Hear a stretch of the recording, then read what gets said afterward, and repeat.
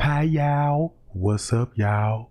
How everybody doing? Shout out to everybody in the chat with they thumbs jack. TREGANG got some exclusive hot tea for y'all. Cause man, I just been doing a lot of digging, researching, and man, I want to give the Most High the credit for opening up my eyes. Cause KENNEKA Jenkins case brought us all here. And check this out. I'm finna show y'all how the devil real and it surrounded the KENNEKA Jenkins case. Now listen, before I get started with this KENNEKA Jenkins case, I want everybody to hear this. Do you remember when TREGANG was doing research and I was coming back to y'all? I'm like, look y'all, I done traced this stuff all the way back to Israel. Keep this in mind. Everybody heard it first from the other YouTuber that had something to do with the KENNEKA Jenkins case, because they also mentioned Israel.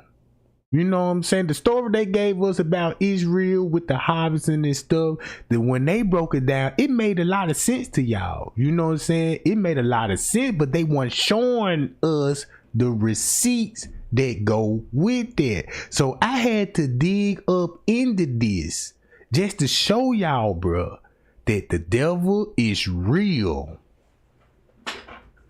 Look. Now, everybody know, ain't this KENNEKA Jenkins brother page? Disclaimer, Fair Use Act, education purpose use only. All rights, image, music clips, and other material used is belong to their prospective owner, and we don't claim ownership. Nah, this finna get deep. Cause I told everybody, I said, man, look, y'all need to do some research and see what's going on. Cause eventually it's a couple of people, you know what I'm saying, that's doing research like TREGANG. I don't care what nobody say. I done my research and I can bag you up on it. But man, these people so sleep, you know what I'm saying? And it's gonna take 1 million and it's gonna take a whole army of us, bro. It's gonna take a whole army to scream that girl name. Now look, since they mentioned Israel, and then Donald Trump name had came up, cause the dude that's in Israel, you know what I'm saying, linked up with Donald Trump. Y'all heard that when King Rob was like, yeah, you know, Donald Trump, that's his best friend, the David M. Freeman. It's two David M. Freeman, the ambassador of Israel and the one that owned Crown Plaza Hotel. Them two David Freemans right there. So look, keep this in mind. This the reason why KENNEKA Jenkins finna wake everybody up with this one. This the brother page. Miss Teresa made a post about this page being hacked. So when I translated the name, I didn't get this at first. I tried to translate this one, you know what I'm saying? And it gave, when I translated this, it said something else. And once I had clicked off of it, I didn't mean to click off of it, but now I can't translate it again. But if you notice, this Miss Teresa told everybody, y'all, let's get this page reported and take it down. Remember, this the page. This supposed to be Kenny Martin page. Now look, when you go down to the intro, I will break you. Above you will not be a woman. I am informed that the professor, I do not. This is the only thing that I can get out of this when I try to translate, because all this read in aberrant. You know what I'm saying? So look, this where I'm finna get it, because I'm glad that I saved these photos, right? This the most important part. Thumb me up if I got everybody's attention right now, because I need your valuable attention right now. I need everybody's ears and I need everybody's eyes right now to finna show y'all what I'm talking about. Look, you see this? You see this? Muhammad, we want your words. When I try to translate this, it was saying about how he gonna break the woman down. You know what I'm saying? It's like a threat to the woman. So I'm taking these threats towards Miss Teresa when he say, I will break you. Above you, he said, I'm above you, will not, some stuff, I inform you that profession. You see what I'm saying? And these the pictures. If you scroll down, check this out. If you scroll all the way down, right? Now look, what his nationality is. Look at that face. Where y'all think this man from? Keep this in mind. Where y'all think this man from? He got some kind of head wrap on his head. This finna be the cold part. This finna be some cold stuff here, bro. Look, hold up, boom, Middle East, Israel, Payal. Hold on, but check this out. That's not him on that picture. Guess what TREGANG did? Translated this a long time ago. This his name right here. This his name. Y'all see this, right? This what I got when I first translated the John. And guess who this came back to? Him. So look, when it came back to him, I looked up who he was related to. So once you go back and look at all those employees that worked that night, look where they people was from. Man, and then when I trace him back to Israel, guess who else he related to? A film production that his people own. They shoot movies, bruh, in the United States. So look, so when I trace him back, it led me back to Hollywood.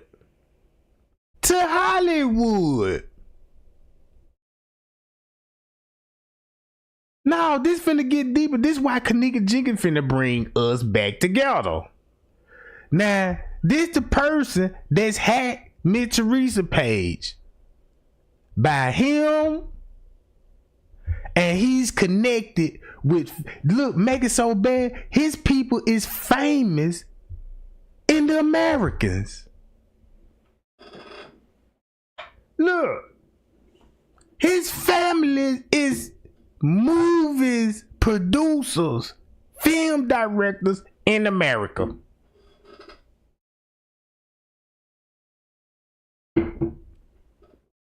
And to make it so bad, they got movies that you a fan of. They got movies that you a fan of. Actors that you a fan of.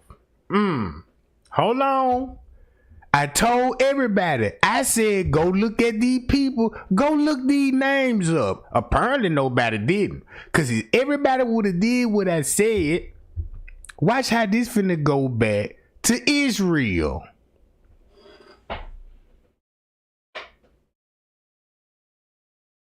This where the devil finna come in at. This where the devil. You want to know why Miss Teresa a Eastern Star? Miss Teresa Eastern Star, right? We all know that.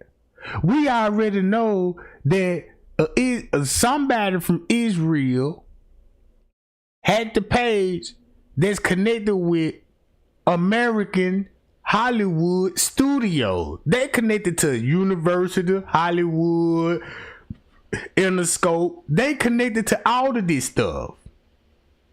Man, I don't think nobody listening. Man, this stuff is so deep. Cause check this out. This what I found out. This what Illuminati, the devil, and you finna hear the plan. What they got in store for us. You want to know why they say KENNEKA was in the freezer? You want to know why they showing you images of this girl on video walking in the freezer? You want to know why they came up with a narrative saying she was left by the hallway and she pressing buttons on the elevator to go downstairs on the lower level? You want to know why they come up with all of that stuff, bro? Miss Teresa can't do nothing but just sit back and let them do their work. Right? Let's watch this. This stuff is so cold. Look, when I transferred the name, it gave me a name. Once I looked him up, it brought me back to him. And once it brought me back to him, watch this. Once it brought me back to him,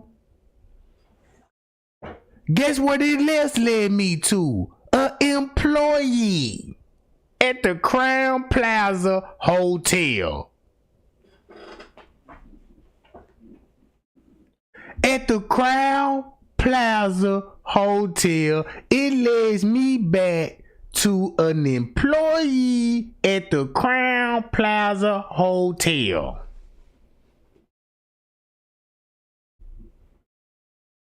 Oh, why you think they hacking the page?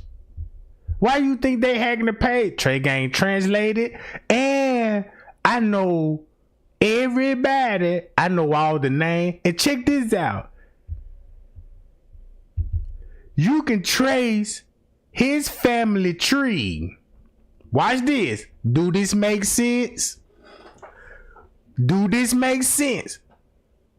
If you know that KENNEKA was a victim of harvesting, and the doctors that was involved, there was surgeons, but really one, you know what I'm saying? These was the same people that did the surgery on KENNEKA.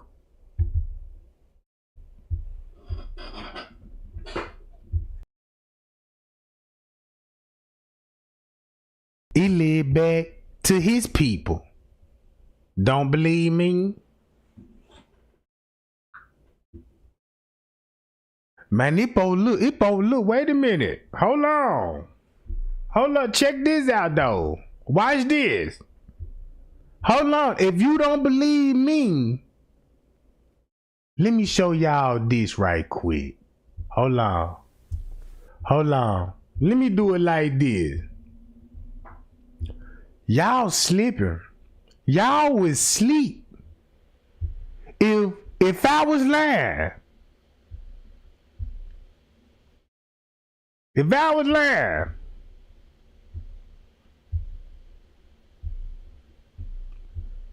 stop it.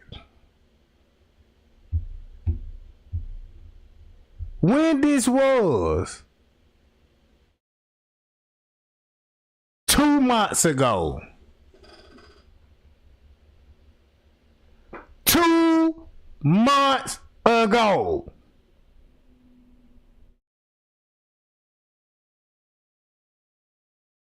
You mean to tell me, man, Selena Gomez hot what TREGANG talking about?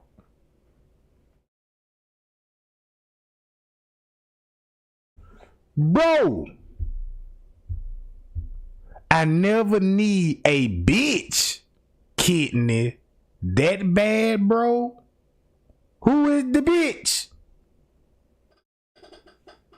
I'm waking everybody up with this, bro. Selena Gomez watching TREGANG, bro. Cause when I found out what was going on, go back to what look. If you go back to TREGANG, go back to what TREGANG was talking about 2 months ago. If you go back to listen to go back to my live video between the 12th, go after Thanksgiving. And look what will be laying up to this for her to make a post. Payal.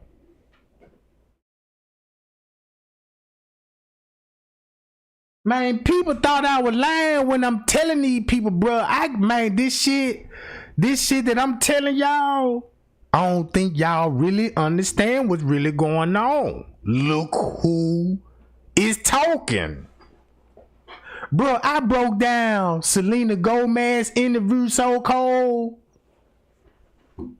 Guess what look, I set the other YouTubers up. Look, I'm finna hit them with the Selena Gomez kidney, and I'm finna see how everybody finna get hot. Boy, they mad now. Man, these suckers mad now. Man, this is gonna show you, if you go back to listen to what TREGANG said. Let's go back to TREGANG live video. Let's go back to those live video. Cause there got to be some goddamn truth in that shit. Hello. Yeah, make this go viral. Selena Gomez, goddamn it, shit. Respond to TREGANG about the allegations. So, keep this in mind. All her videos, the interviews, that the narrative that she put out, how she needed the kidney, her story, her journey, I'm finna kill all that stuff. Look, I'm finna kill all that stuff. Cause let's do it. Let's do it. You feel so woo. Goddamn, TREGANG. Not the pop icon. You mean the pop icon? The one that was about to die and told the world was like, it was a life and death situation. I needed a kidney that bad. Oh, thanks for the team that helped track down this kidney. Boy, if it weren't for people like them, you know what I'm saying, I wouldn't still be here to tell you my story. And you got Mitch Reese in the background. But God, in the name of Jesus, where that check at?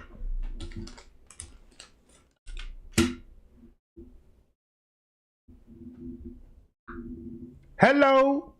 So let's get tuned in to what TREGANG got the tea on. So this my receipt showing everybody this bitch watching. Come here, Selena. Come here. Boy, wait till some of your viewers see this one. Cause I know your following strong. They look, they finna ride and say port you. I just need all them suckers here. You know what I'm about? Bring them on. I'm ready. I'm ready for the backlash. You know what I'm about? Maybe they'll wake it up again, you know. All right, let's go to this. Since we were going back to this, and I told everybody, I said, I traced this back to a movie company. You go an actor, they need the kidney. And then when I go back to Israel, guess who else he related to? A family that's damn near billionaires. They stay in Israel right now. And they family is known for human trafficking. That's how they be talking about Israel. You see what I'm saying? That's how Israel name came up in the KENNEKA Jenkins case.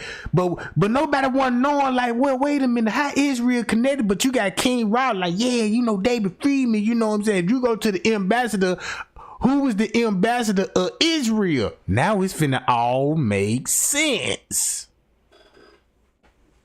All right.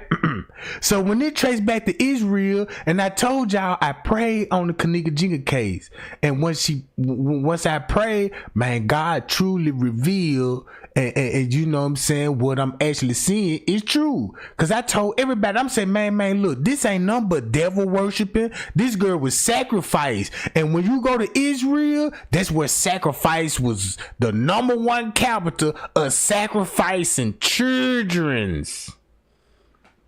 Is in the Bible, cause when they come in the Bible, now you finna see why Miss Teresa made those Bible quotes. You see what I'm saying? But keep this in mind. This who got the page with his profile, and guess who he is? He is a famous actor. He's a famous actor. Look. If you do a little more research, this the dad give what he's a famous actor.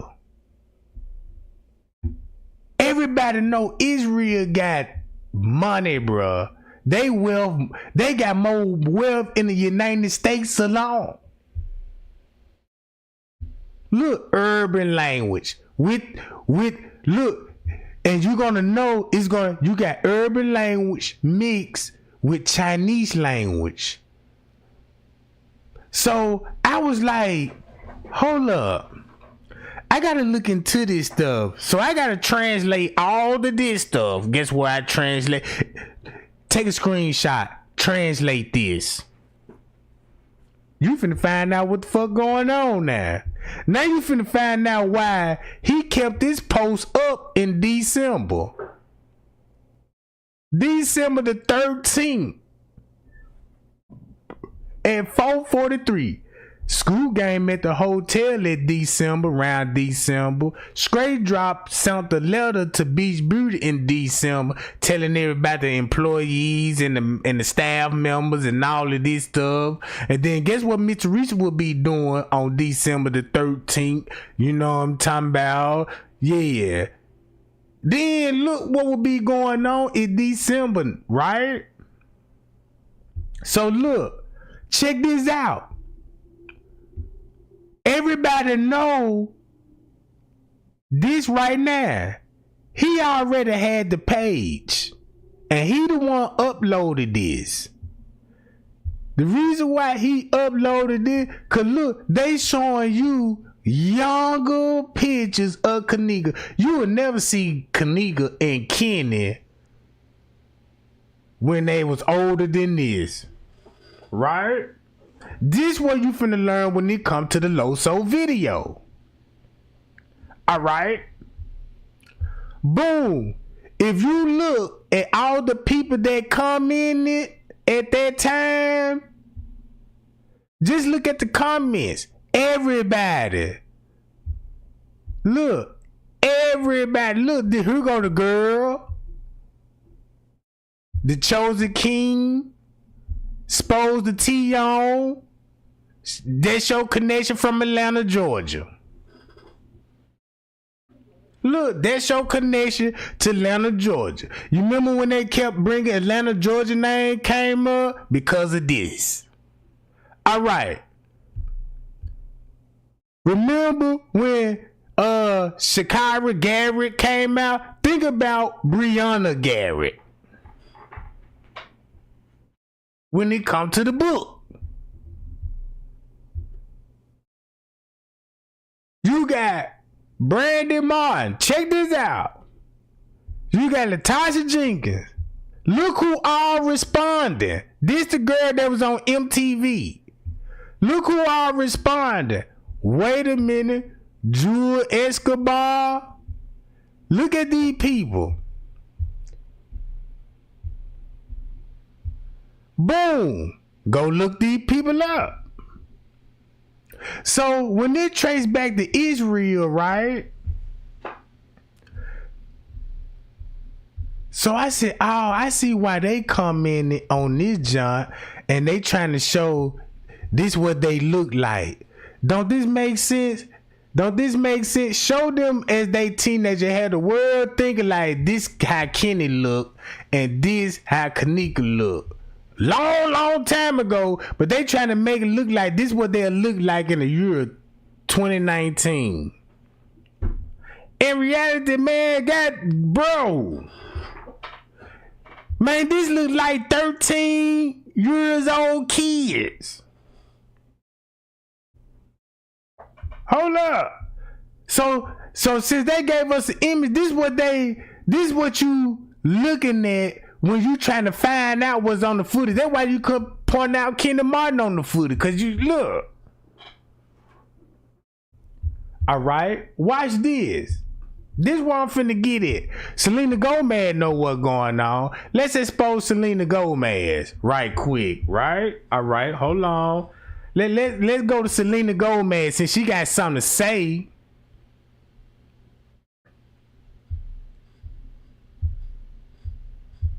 Let's go to the long interview. Matter of fact, let's go to this one. Interesting time where my kidneys were just done. It was. Listen to the whole story. Selena says she was diagnosed with lupus 5 years ago and the autoimmune disease attacked her kidneys. She revealed that news about the transplant to her 128 million Instagram followers last month, saying she would soon share her journey over the past several months. And she did just that in our candid and often emotional conversation. I had arthritis. My kidneys were shutting down. My mentality was just to keep going. I didn't realize how much it was affecting my body. This past summer, Selena Gomez was gravely ill, weeks away from dialysis and in desperate need of a new kidney. She returned to the home she was sharing with her close friend, Francia Raisa. One day she came home and she was emotional. I hadn't asked anything. I knew that she hadn't been feeling well. She couldn't open a water bottle one day. And she chucked it and just started crying. And I said, what's wrong? And that's when she told me. And she goes, I don't know what to do. The list is 7 to 10 years long. And it just vomited out of me. I was like, of course I'll get tested. Selena told Francia, an actress on the upcoming show Grownish, that Francia had too much happening in her life to even think about donating a kidney. You insisted. Yeah. I called her assistant and I said, give me the information. I want to do this. How were you feeling in that moment? She lived with me in this interesting time where my kidneys were just done. That was it. And I didn't want to ask a single person in my life. The thought of asking somebody to do that was really difficult for me. She volunteered and did it, and let alone somebody wanting to volunteer, it is incredibly difficult to find a match. The fact that she was a match, I mean, that's unbelievable. That's not real. Y'all see in there? Thumb me up, y'all see what going on now. Bro, TREGANG finna outdo Hollywood. Because if you go back to the MTV documentary when they released it, go back to TREGANG live videos. Boy, that's when TREGANG was stirring up tea with straight dropping them. No, not at that time, because I ain't even get the letter yet. I was just making videos. Bro. But straight dropping them was beefing, talking about me, but I wasn't even responding then. Cause I'm like, man, look, cause I wouldn't even watch that live. I didn't even know, you know what I'm saying? Some of this shit was going on. They just knew I had the footage. And when I had that footage, I was showing people, look what's on that footage. So Selena Gomez, this whole interview finna expose the whole thing. Cause when Selena got sick, bro. If you go to Selena's career, that girl lost weight. That girl body was so thin, bro, and she was still performing. So she told the media when she got sick, guess what she did? If you study the time and the date, the girl got sick in March 2017. Listen what I'm saying. She gonna tell you this same stuff out her mouth, right? Thumb me up. If you heard anything about KENNEKA in March in 2017, the YouTubers brought that up, right? But guess what videos what they will be showing you on March 27? Her, Bree in the car with Irene them playing the song. But that video is damn near a couple of years old. Think about that. That video right there is a couple of years old. So they just upload and say, yeah, this is what was going on at March 26th. So watch this. The YouTuber also was talking about Black Lives Matter and say, yeah, they threw a Black Lives Matter protest in Georgia, Atlanta, Georgia, because KENNEKA was already deceased. Did y'all hear about that, right? Now, this is what the ops was saying that had something to do with it. Now I know why March is a major factor. Because it's not that KENNEKA was already dead and deceased, but this when the girl got sick in March. She on the donor list. This in March. When Irene said we've been planning this for months, calculate September to March 2017. That adds up to months when she will be sick. So to throw us off, look, just for nobody don't catch on, just to throw us off, mention March 2017, round KENNEKA birthday, round Selena Gomez getting sick. She really need a kidney. it was so life dangerous that the doctor had to tell her she only had a certain amount of time to live. Hollywood sprung into action. Holla they free Masonic brothers. Everybody knew they blood type. Check this out. Hold up.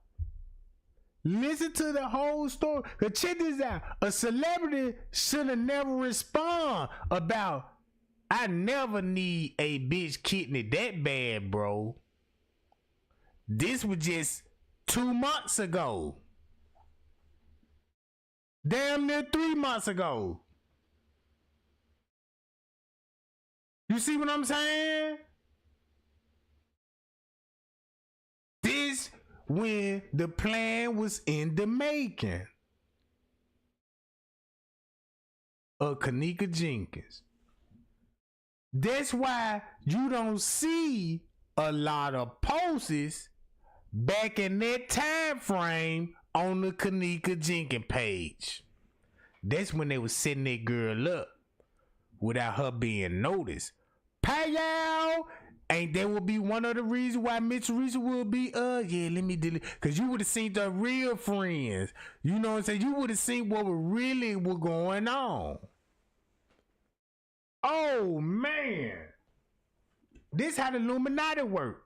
So when they was setting that girl up from March 2017, March, April, May, June, July, August, September, that's 6 months. So how bad you need a kidney, Selena? Listen to the narrative. It finna hit different. And she finna let y'all know, whatever it takes, if you got to hire for murder for this kidney, they got the money to do it. And they got the money to interview the mastermind and the killers, and they can make it look like this. Listen to the real truth. But you got to filter it out their mouth. Cause you know the timeline. Hey ladies, you need to stop it. You can stop this. Everything what you said is backfired. You can stay out of this. Watch this. Let's play this again. Selena says she was diagnosed with lupus 5 years ago, and the autoimmune disease attacked her kidneys. She revealed that news about the transplant to her 128 million Instagram followers last month, saying she would soon share her journey.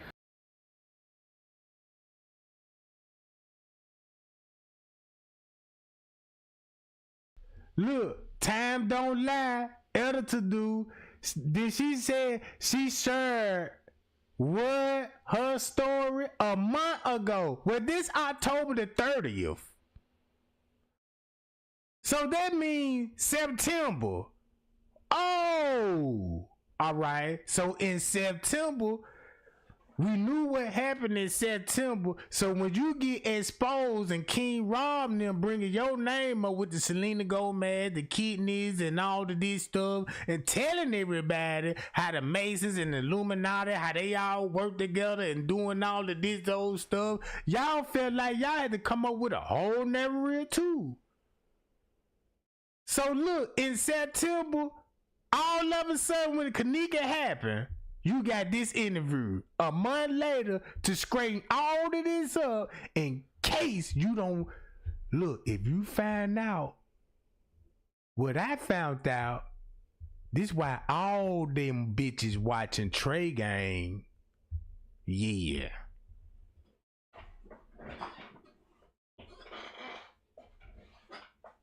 All I just need to do is wake the people up on this one.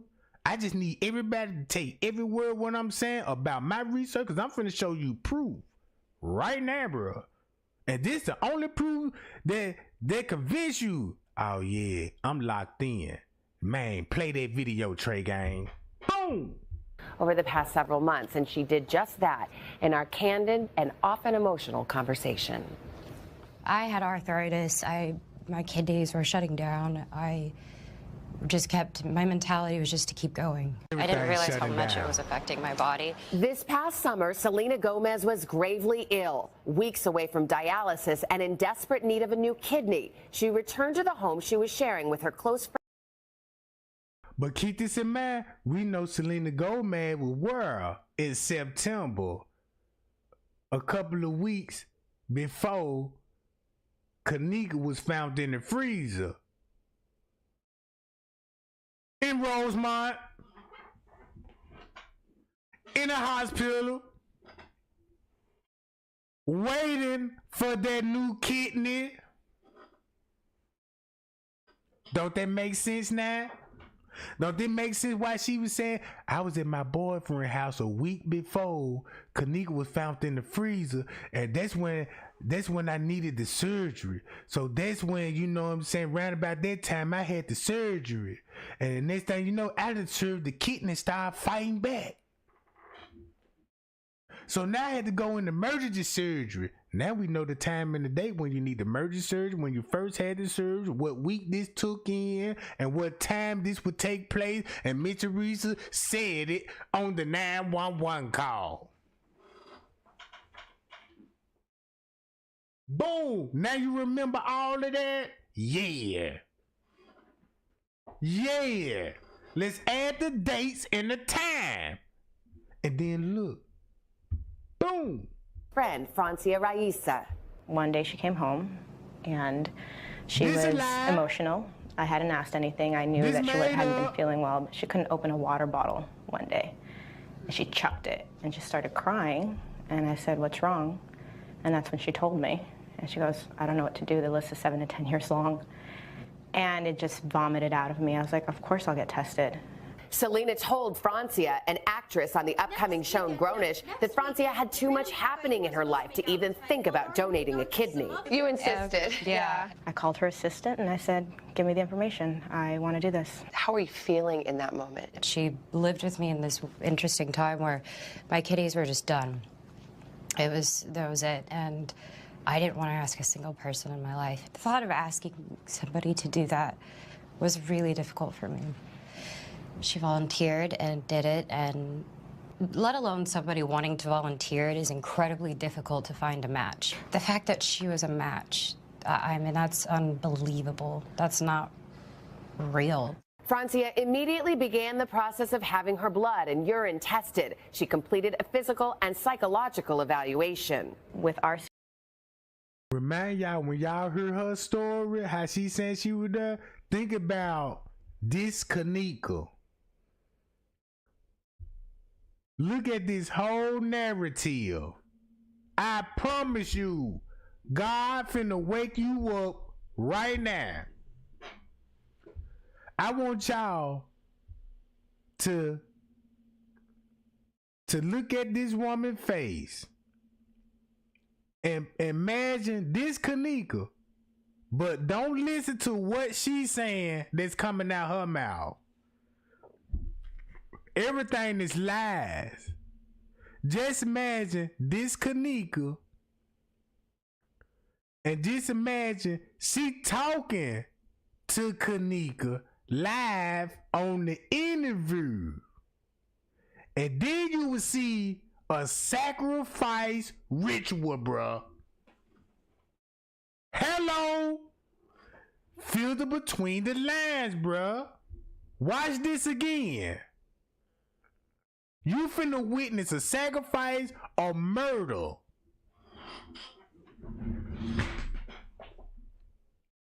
They finna cut this bitch off right now before she even get to talking again. Selena says she was diagnosed with lupus 5 years ago, and the autoimmune disease attacked her kidneys. She revealed that news about the transplant to her 128 million Instagram followers last month, saying she would soon share her journey over the past several months. And she did just that in our candid and often emotional conversation. I had arthritis. My kidneys were shutting down. I my mentality was just to keep going. I didn't realize how much it was affecting my body. This past summer, Selena Gomez was gravely ill, weeks away from dialysis and in desperate need of a new kidney. She returned to the home she was sharing with her close friend, Francia Raisa. One day she came home and she was emotional. I hadn't asked anything. I knew that she hadn't been feeling well. She couldn't open a water bottle one day. And she chucked it and just started crying. And I said, "What's wrong?" And that's when she told me. And she goes, "I don't know what to do. The list is 7 to 10 years long." And it just vomited out of me. I was like, of course I'll get tested. Selena told Francia, an actress on the upcoming show Grownish, that Francia had too much happening in her life to even think about donating a kidney. You insisted. Yeah. I called her assistant and I said, "Give me the information. I want to do this." How are you feeling in that moment? She lived with me in this interesting time where my kidneys. Now look, just imagine this KENNEKA, and she gonna be talking to KENNEKA, bruh. And she know her mama sacrificed her. Keep this in mind. Even though she's a part of this, you could tell that girl did some evil things. KENNEKA went through some evil things for her life to be saving and KENNEKA's life to be given. I don't care how demon you will, some of those demons would cry seeing this shit, bruh, and know what they did. So listen to this KENNEKA. These were just done. That was it, and I didn't want to ask a single person in my life. The thought of asking somebody to do that was really difficult for me.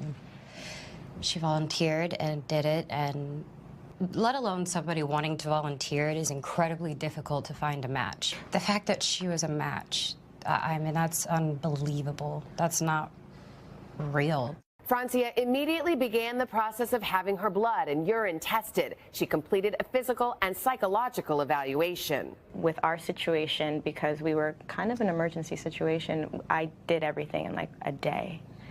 And usually the process takes like 6 months. So it was really fast. It becomes surgery day. Tell me about how you were feeling and what happened. I wanted us to feel good. Yeah. So our friend came over and did cute little French braids for us. And we couldn't eat after midnight, so we stuffed our faces. I think I ordered like way too much food, yeah. But I had to go in first. And when I woke up, I just was really calm. Did you ever fear for your own health? Yeah, I did. I had to write a will, which was scary because there's no guarantee you'll wake up. And your family wasn't even sure when you told your mom. She was like, "What are you doing?" My mom didn't want to be there until I woke up. She But when I heard this conversation, I'm thinking about when they talking about the mom, I'm thinking about Miss Teresa.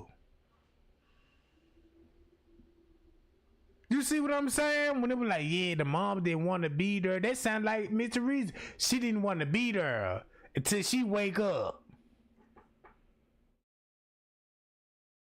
You see what I'm saying? Look. guarantee you'll wake up. And your family wasn't even sure when you told your mom. She was like, "What are you doing?" My mom didn't want to be there until I woke up. She loves Selena, and so she was torn. Before she was wheeled in, Francia asked to see her friend. She came in and she, held my hand, and she's like, "Are you good?" I was like, "Yeah, we're doing this." And then they give you Valium to calm you down. I don't remember anything else. Well, you did a little peace sign first, and then you went out. Selena went into surgery. What?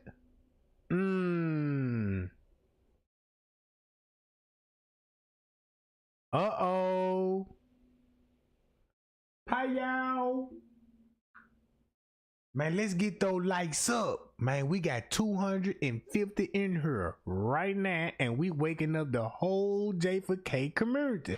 I want to know how many YouTube finna say I'm tripping now. I'm clout chasing. I don't know who murdered KENNEKA Jenkins. He just accusing everybody and all of this old stuff.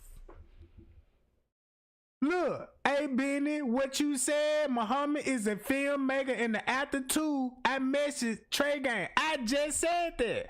I I've been saying this shit for a while now.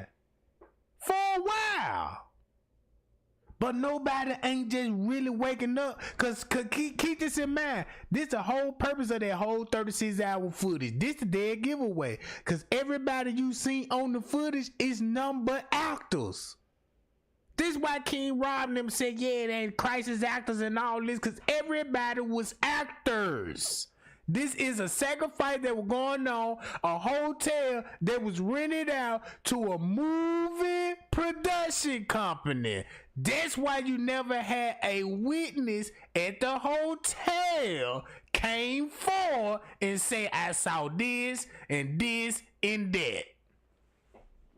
So once you go back to the footage, they was all actors. The employee were actors. The guests were actors.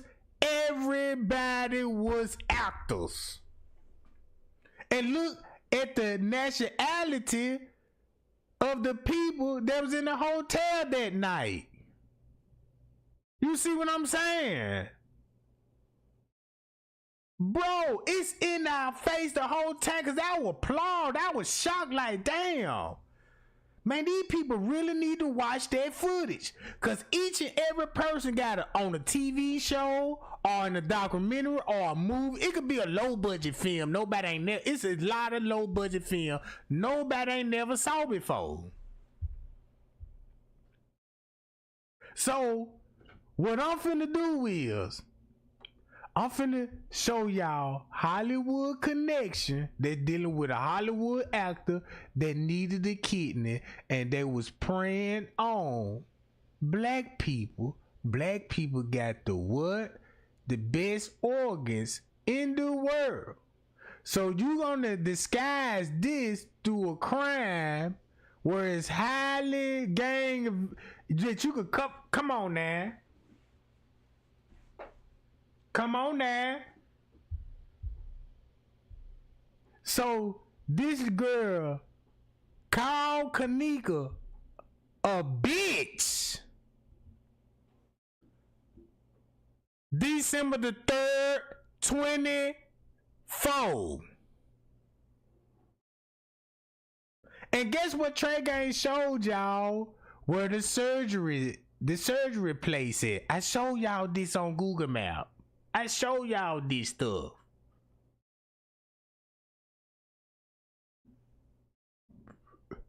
All right. Boom. Check this out. So listen to this whole story. We finna go to the extended interview. Once we get through exposing Selena Gomez, we finna get back on Israel. Cause once we get back on Israel, boy, we finna speak Illuminati.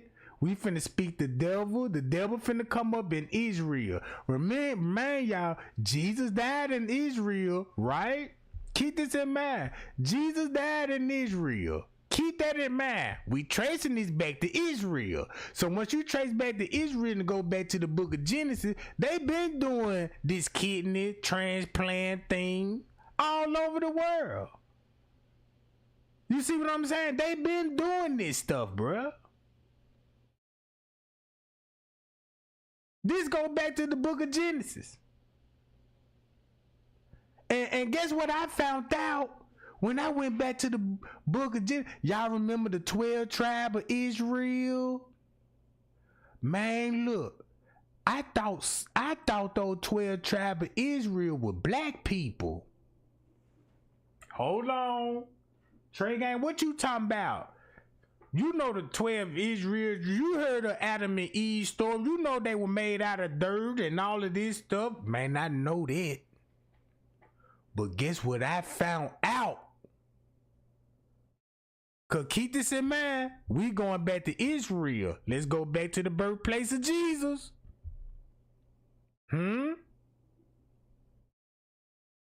So to keep this in mind, King Nimrod was an Iranian. The god.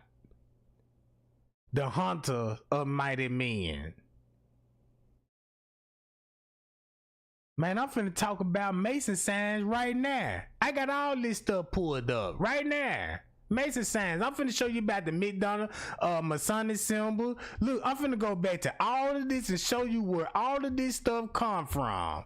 With the pyramid, all of this stuff. Look, I'm finna open up all, not only this, but this. When it comes to the 12 tribes of Israel, you finna get all this Masonic symbol, because all this finna go back to the pyramid.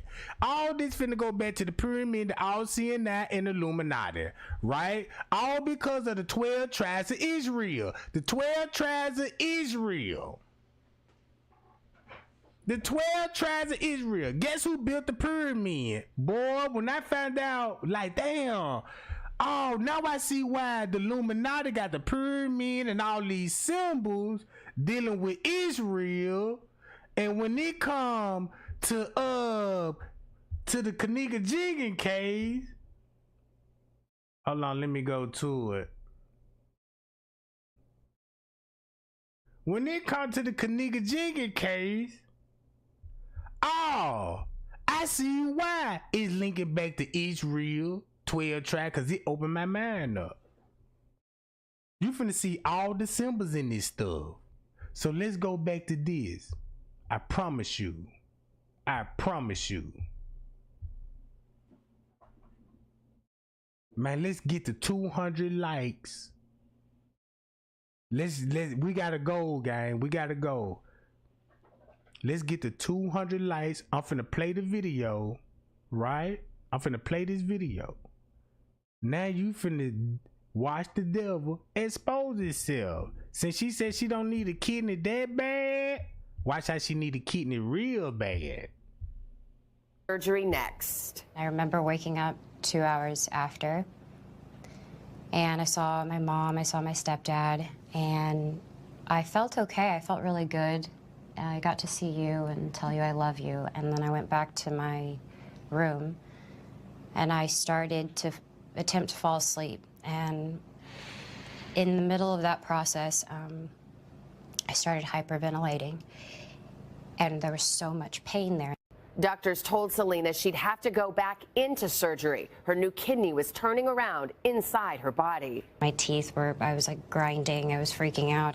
It was a 6-hour surgery that they had to do on me, and the normal kidney process is actually 2 hours. Apparently one of the arteries had... Time is important. Think about the time when it comes to KENNEKA, starting off from the 6th to the 15th. From September the 6th until September the 15th. Watch how this finna sound now. Flipped. I'm very thankful that there are people who know what to do in that situation. What has the recovery been like? What I wanted more than anything was that we were together, so I actually got a space for us to be in together. You know, you're on bed rest, you're allowed to walk an hour a day. You can't do any stairs or anything crazy. It was hard because during this surgery, KENNEKA would still be alive. So that's why she finna speak up. Cause keep this in mind, in the surgery, Selena Gomez said this. Recovery been like? What I wanted more than anything was that we were together, so I actually got a space for us to be in. Her and KENNEKA. Together. You know, you're on bed rest, you're allowed to walk an hour a day. You can't do any stairs or anything crazy. it was hard because... So I won't even be surprised if the way KENNEKA was drugged up, getting out of surgery, that could be one of the reasons she would be walking like that on the footage, still drugged up in pain. That boy, shit. Watch this. Because you constantly needed to ask for help. Yeah. I think one of the most humbling experiences was needing help to like put on underwear. We couldn't take showers by ourselves. I mean, it was a really brutal process. Both Selena and Francia say it's their faith that guided them through this very emotional and private process. You feel that Francia saved your life? Because she did. That's it. I guess I got to the point where it was really kind of life or death. It's really hard to think about or even to swallow, especially now that as soon as I got the kidney transplant, my arthritis went away. My lupus, there's about a 3 to 5% chance it'll ever come back. My blood pressure is better. My energy, my life has been better. A life-saving journey shared with the hope of helping others. I just really hope that we can help somebody. I really do. I don't think what we went through was easy. I don't think it was fun. And I hope that this inspires people to feel good, to know that there is really good people in the world. Oh my God. It's incredible to see these two in the relationship that they have. I mean, it feels like a sisterhood. And, I was just blown away to hear them talk. They're very private. I think they feel like they don't really want to ever talk about this again. I don't know what the odds are to find a match in the general population, but to have that person living as your roommate? Living right under your roof. I mean, they are women of faith, and they don't think it's any accident. Selena had her whole family tested. Nobody's. You see how the news could come on there and collaborate with this story and make it seem like this ain't got nothing to do with no murder, and they got a whole nother story. Come on, you see this? Let's go to the extended interview. Let's go to the extended interview.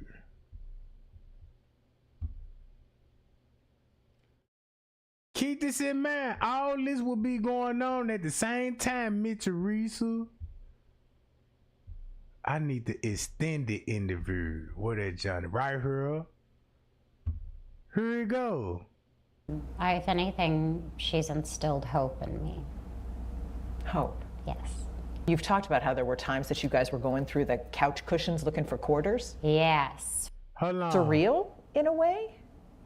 I don't know. I'm gonna give all this credit to my mom. My mom's never cared about the materialistic of what I do. She's always cared about the art. And to be honest, I'm just grateful that the choices I've made have embraced people, that people... Here we go, right If you here. hate constantly being swarmed by ads, you need to download Pi. It's a free Chrome extension that blocks ads on all your favorite sites. The story about Selena Gomez's recently revealed kidney transplant takes an even more dramatic turn as we learn about the... Now this when she revealed to the public. This when the public really found out when she had kidney transplant. On September the 14th, 2017.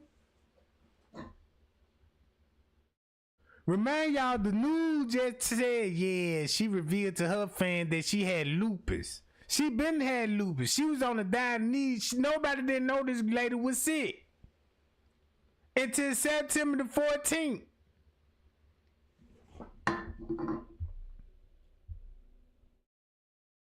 Here we go, right here. Here go the extended video.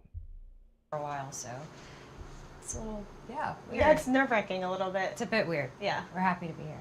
Feels strange to be telling the world this private story. A little bit, yeah. And I think the question of figuring out, what that means, that we all obviously went through that, and I know I've kind of lived my life in a position where people have seen a lot of it, but this is something that's important. This isn't something that's easy to talk about. Hopefully it's impactful, because what we experienced, we really hoped that it would be something that obviously saved my life, but also just to help other people too, because that's clearly why I feel like I have the platform that we have. Well, let's go back a little bit. Tell me how did this idea first come up? You two are best friends. Yeah. You knew, Francia, that Selena had been struggling with lupus. Yeah. Whose idea was it about the kidney? Mine. We were living together at the time. Coincidentally, I was in transition, and I left to film in February, and when I came back, I had already put my suitcases in there, and I was like, okay, I'm about to... Times and dates matter. Look for a place, and something in my heart told me not to look yet. I felt God being like, just wait. And I actually told her that, and she goes, well, I like having you here, let's just wait it out a bit. And I didn't understand why, because I was so ready to just live on my own. And one day she came home, and she was emotional. I hadn't asked anything. I knew that she hadn't been feeling well, but I know her, and I know that, we both, when we get a certain way, just let us be. And she couldn't open a water bottle one day. And she chucked it and just started crying. And I said, "What's wrong?" And that's when she told me. And she goes, "I don't know what to do. The list is 7 to 10 years long." And it just vomited out of me. I was like, "Of course I'll get tested." And she didn't want me to do it. She goes, "I can't. You have so much going on in your life right now, and there's a lot of downtime." And I felt a lot of peace about it, and there was like no question. I was like, "I'm going to get tested. You're my sister, of course." And so I called her assistant and I said, "Give me the information. I want to do this."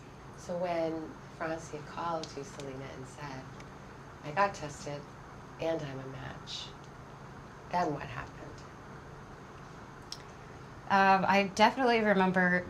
I remember you wanted it to be a surprise and somebody ruined it for you, so I'm sorry. This is what happened. But you know what? I think it's a beautiful story still. So you wanted to be a surprise that she was a match, but Selena Gomez told you you was a match. They story. Come on, bruh. Come on. Boom. Because, I volunteered, but you don't really know what you're getting yourself into. And it's scary. They make you take a 2-hour course to kind of educate you on what giving up a kidney means for your life. And so it was just a scary process, learning everything. And I remember telling the nurses, like, "Okay, I'm going to find out first." And the donors always find out first. And they said, "Yes." I said, "Great. How much time do I have to make a decision?" And they said, "As long as you want." I was like, "I just want to pray about it. I just want to talk to my pastor about it. I just want to feel that peace." So that was like my thing. But I know that in the back of my mind, I would have been like, "God, I need a sign. I need something."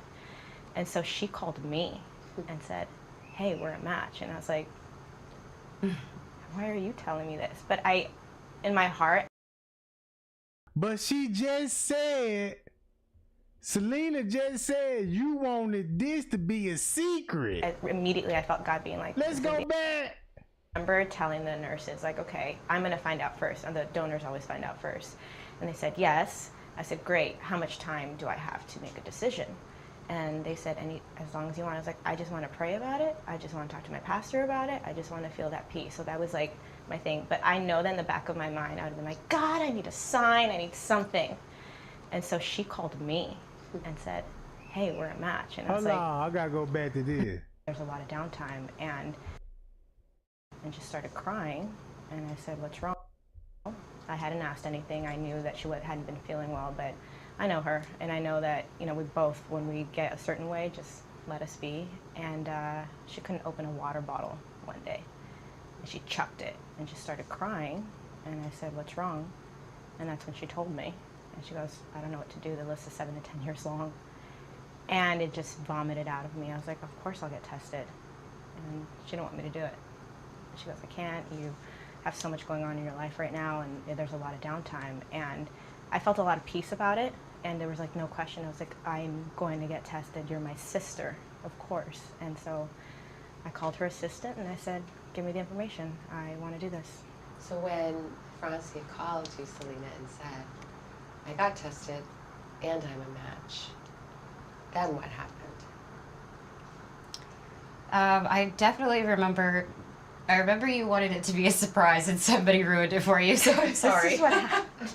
But you know what? I think it's a beautiful story still, because, I volunteered, but you don't really know what you're getting yourself into. And it's scary. They make you take a 2-hour course to kind of educate you on what giving up a kidney means for your life. And so it was just a scary process, learning everything. And I remember telling the nurses, like, "Okay, I'm going to find out first." And the donors always find out first. And they said, "Yes." I said, "Great. How much time do I have to make a decision?" And they said, "As long as you want." I was like, "I just want to pray about it. I just want to talk to my pastor about it. I just want to feel that peace." So that was like my thing. But I know that in the back of my mind, I would have been like, "God, I need a sign. I need something." And so she called me and said, "Hey, we're a match." And I was like, "Why are you telling me this?" But in my heart, immediately I felt God being like, "This is the affirmation that you needed and you wanted from me." So then I got even more peace that this was something I was supposed to do. But I did have a surprise And I made her pretend that she didn't know anything. I said, we're an actor. We're acting right now. This is a scene. Very dramatic. Yeah, very dramatic. So I was like, I'm walking in. I had a case that I had engraved. It looked like a Bible. And on top of it, I had a quote that she gave me when we first started becoming friends. And it says, a sister's a forever friend. So I had that engraved, and then inside I had a kidney bean in there. And that was my way of telling her, yeah, that we were a match. Very happy. I didn't know. So, tell me a little bit about the process, because I think one of the reasons why it's important that we're talking is because there are a lot of people who wish they had a match, and there's a huge effort to have people donate if they can. Yeah. And that is an incredible gift to give, whatever the circumstances, whether to a friend or to a stranger. Right. So what was your process? What did you have to go through? It's a lot of testing. You basically have to make sure, and the doctors make sure, that you're not just physically healthy, but mentally and emotionally healthy, because it is a very emotional process. Lots of blood work. I remember the first time that I went in, they took like 30 vials of blood. I'm just sitting there. I mean, I don't think my blood was even flowing anymore. It was so much. CT scans, X-rays, sugar drinks that I don't drink sugar, but they wanted to test your blood having fast for 12 hours, and then after you've had sugar, because diabetes is a risk, and that runs in my family. So it was a whole process, but with our situation, because we were kind of an emergency situation, I did everything in like a day. And usually the process takes like 6 months. You feel like, I mean, because people, you know, the notion of all that private struggle and sadness is so in contrast to this beautiful, vibrant, successful superstar. Keep this in mind. It was the reason why Miss Teresa Show uploaded a picture of KENNEKA voting and then signing her name as an organ donor. Everybody saw that post. Then everybody saw that post. Everybody saw that post. KENNEKA with Liver Nora, they voting and all of this old stuff.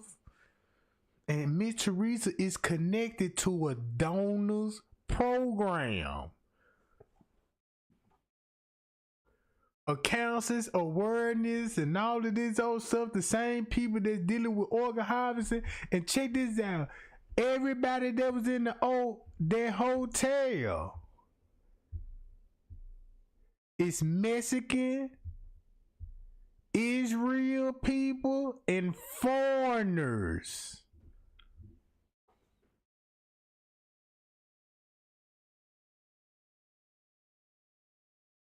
And I was reading the comment when they were talking about Dr. Grant. Dr. Grant did the surgery on Selena Gomez in the basement. Dr. Grant got a facility that he worked for, Crown Plaza. This is where they bring high-priced celebrities to these little hotels and do this stuff at. Man, this how Hollywood work. This how the devil work. That the whole world saw. Yeah, maybe. But I'm also kind of honest with where I am. As much as I want to be, I'm willing to share what I want to share. But at the end of the day, I have the exact same pressure of everyday stuff. But I never viewed myself as that. I think that's when it gets dangerous. I never viewed myself as anything other than who I am. And I am very aware I have a platform. I've always tried my hardest to use that for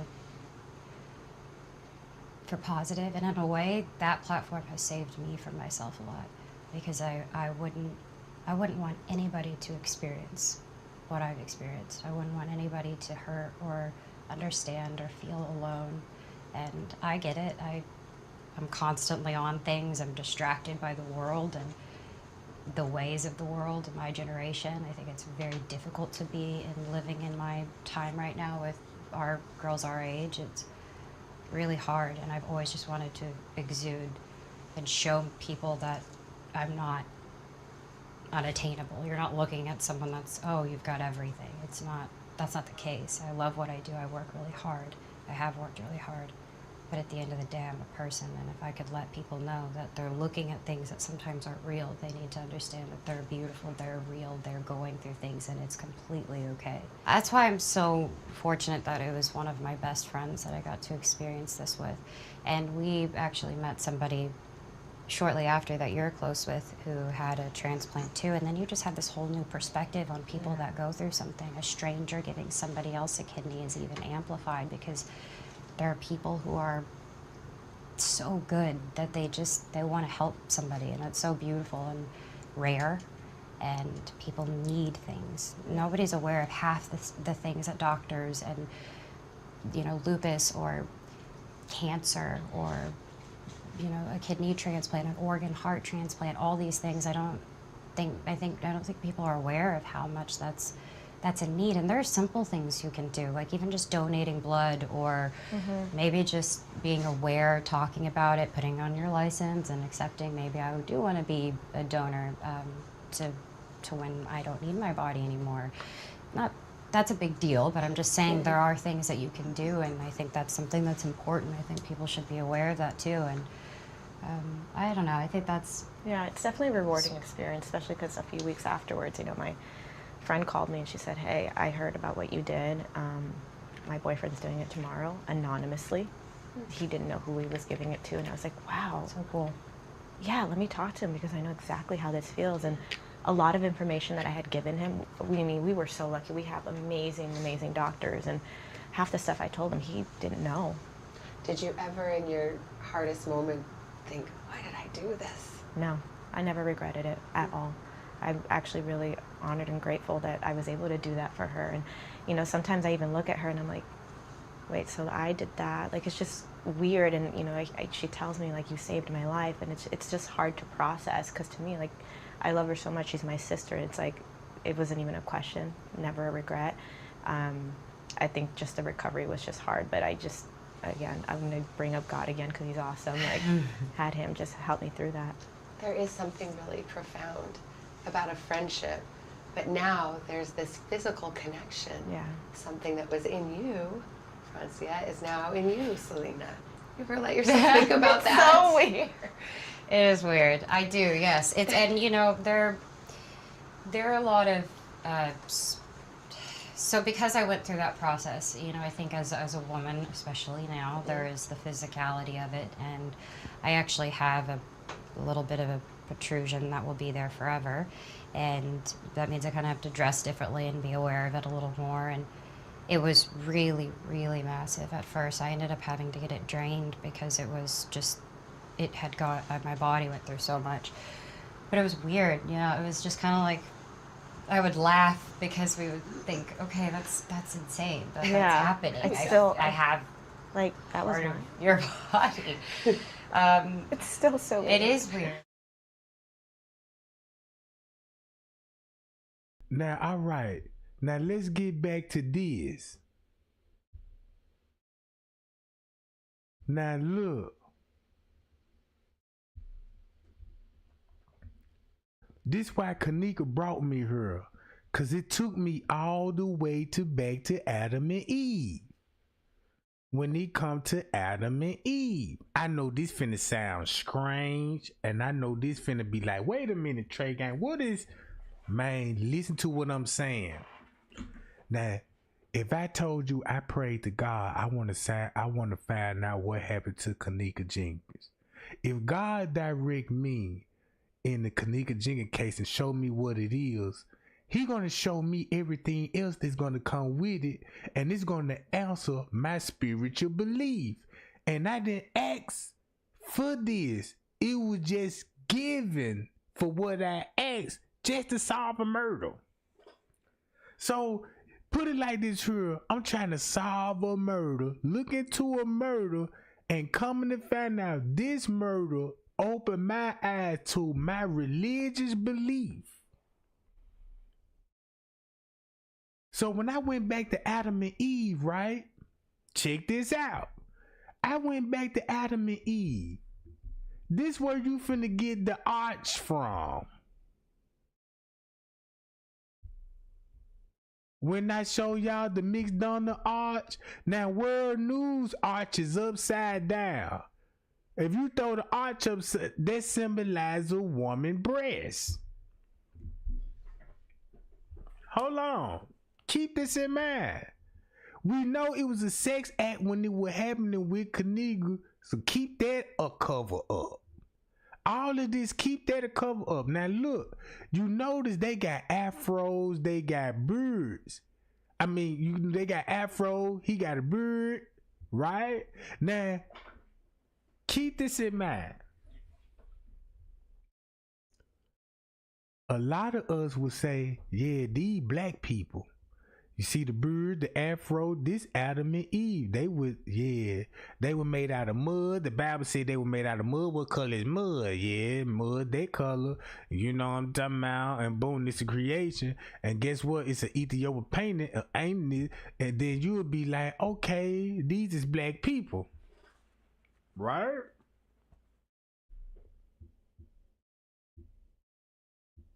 So watch this. This the crazy part about it. Cause when I was doing my research, think about, y'all remember the cavemans? Y'all remember they used to it was even caveman commercial back in the 90s. Used to show cavemen. If a caveman could do it, anyone would. And all of this, and everybody heard of the evolution of a caveman. But you know what a real caveman looked like? Not what they depicted to us. Man, if you know what a real cave look like, it's decorated with art, gold, and silver. It's not no dark place with, you know what I'm saying? No, the cave is real different. And I'm finna show y'all this in the Bible. But look, when they come back to the Adam and Eve, it was translated in Aramaic, right? Aramaic. Ain't this going right back to the Middle East, Israel, and Afghanistan? It's going back to Israel and Afghanistan. Hold on. Now watch this. I was digging a little more research. I'm like, okay, I know the Ethiopia is involved in some type of way, because you know you got the afros and you know what I'm saying and all this. Think about this. If you keep reading the lost book of the Bible and the forgotten book of Eden. Now this what blew my mind. Now let's go back to the McDonald's signs.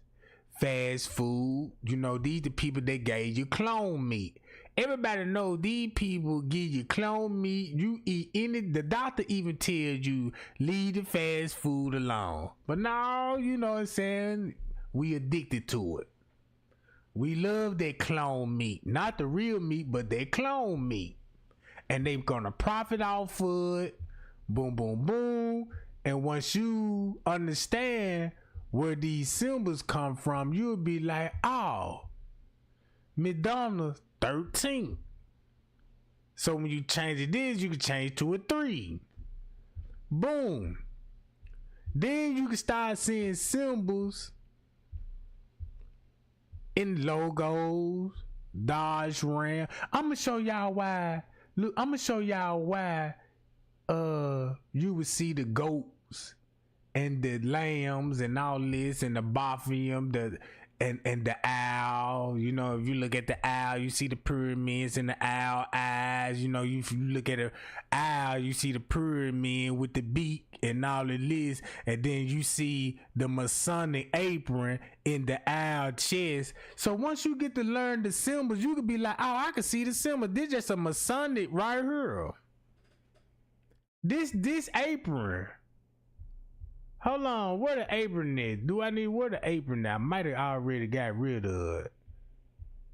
Hold on, where the apron is? Masonic apron. Everybody seen the Masonic apron, right? Right here. You see this? Same thing as the owl. Boom, would this be the owl coming down to the beak? Boom, boom, boom. You see it, right? Okay. where I was at.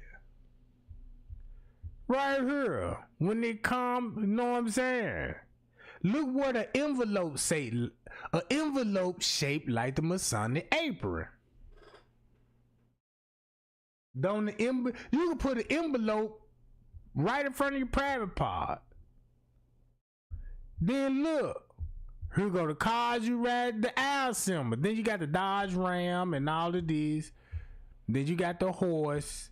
This the Mustang. You know what I'm saying? Cause Mustang representing horses. You know what I'm saying? Here go all the logo. All right. Since you know all of this stuff is Illuminati, Masonic material, right?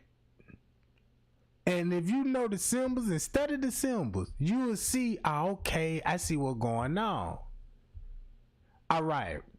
I'm finna get out of this. Hold on, matter of fact, I got to show you this. Here go the apron right here. This like an envelope. Ain't this where you mail your letters in? You know what I'm saying? And this where your files come in? All this stuff, right?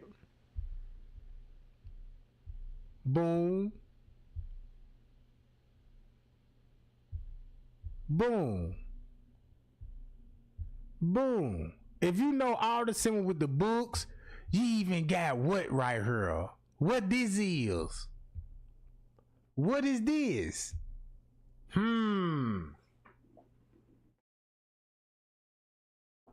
It's right here in your face. So if you see this right here, what is this? All right. Check this out.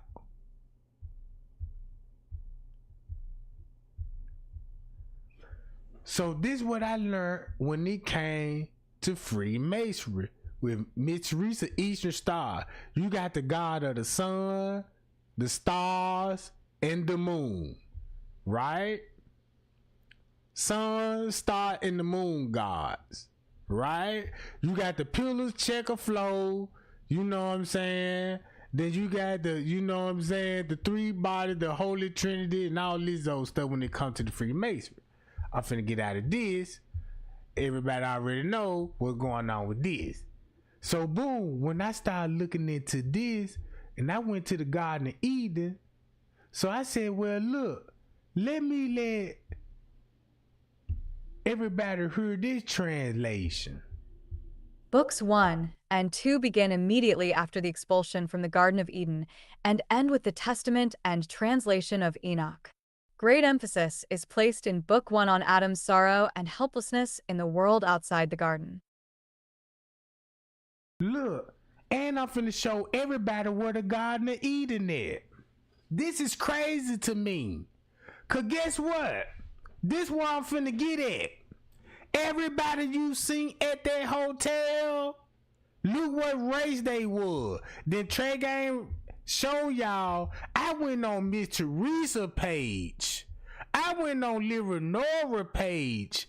I went on everybody page that was in that room. It led me back to Israel and people from Israel staying amongst the people in the neighborhood. Hold up. The Garden of Eve is not in America.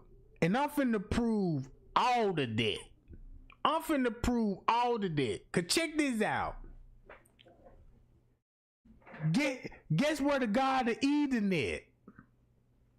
Drop it in my chat right now. And watch how many answers you finna get.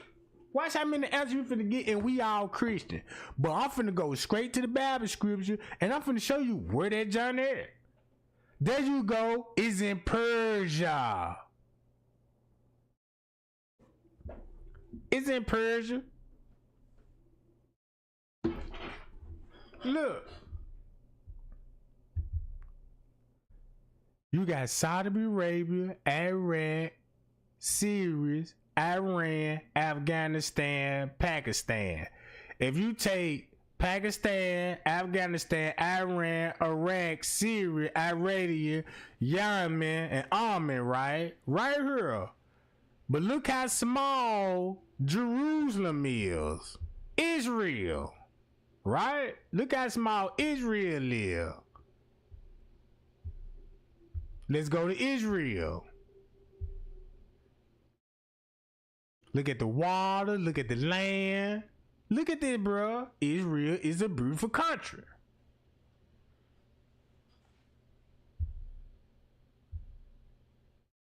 You got the eagle. Man, y'all, we got an eagle on our for our American flag. You got the red plants, the roses. Keep those in mind. This Israel. This what KENNEKA Jenkins taught me, bruh. This how we finna solve the murders. Because everybody that was in that hotel, it's the same nationality. When it come to sacrifice, when it come to the book of Genesis, guess what they were doing all the sacrifice at? Oh. Killing kids in churches. On mountaintops. Boom, this what Israel look like. Bruh, these people actually carve in the mountains. This what a cave would look like. You could go up in here, look like a house, and you in the mountains, bruh. It depends on how you want to do it. Some people disguise it. Check this out. Look how they living, right? This is Egypt. Let's go and see where the Garden of Eden is. Because we go to Persian. Think about the movie 300. Persian, King Xerxes. Think about what King Xerxes and who he was going against. The Greeks. The Greeks. You see what I'm saying? Jerusalem right here. Boom, boom, boom. Here go to Persia. But watch this. Here go the Gulf of Eden. Now, here go Ethiopia and the Gulf of Eden. So think about where the Garden of Eden gonna be at. Guess where the Garden of Eden gonna be at? You got to follow the Titus River. So when you follow Euphrates River, Titus River, the Nile, like here go the Nile right here, right? That's the Nile River. You follow the Nile River down, right? They said the Nile River gonna start from the top of the key of the sea. See where this sea connected to? To the Atlantic Ocean. Right? Y'all get what I'm finna get with this? Alright. Now in the Bible, you know how they were like, yeah, you know, if Moses came from Egypt and was going to the promised land, look where the promised land would be at. Right in here, right? Right up in here, right? Man, look. This ain't even far from Israel. Egypt is not far. This is where the white man come from. Look at the borderline. This where the white man, the Jews, you know what I'm saying, from this borderline to like right up in here. Boom. White, Russian, the Italians, and all that. These the same people that make our laws, our presidents. You know what I'm saying? This is where the mob come from. You know what I'm saying? This is where we get most of our presidents come from Spain or France. You know what I'm talking about, you know, the United Kingdom and all of this in Germany, you know, stuff like this is all these people that make our laws, the Rome's, you know, that these the people that got all these churches in our community. So when you come to the Baptist church and the Church of God and Jesus Christ, this come from these people, Italians, the mob, these the people that brought the dope. When you think about the history they gave you, look at all this stuff where this come, look where all this stuff where it come from, right today. who in charge of the United States and where their origins. You could trace all their origins back to her. The Jewish, the white people, the Greeks, the Vikings, the Romans.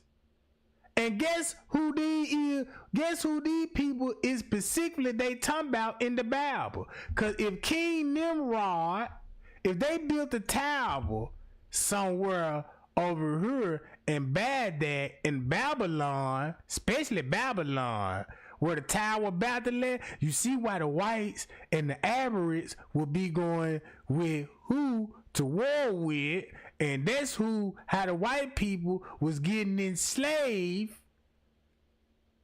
by the Iranians, because they was enslaving the white people, and that's why you got the United States keeping their war going, because they know the history behind all of this. That's why they still bombing right here. Boom, boom, boom, boom.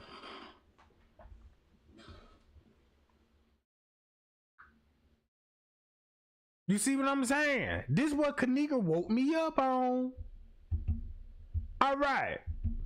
Now, I done traced the KENNEKA Jenkins case back to Israel. Back to Israel. Back to Israel. So, okay, boom. Let's go to this. Garden.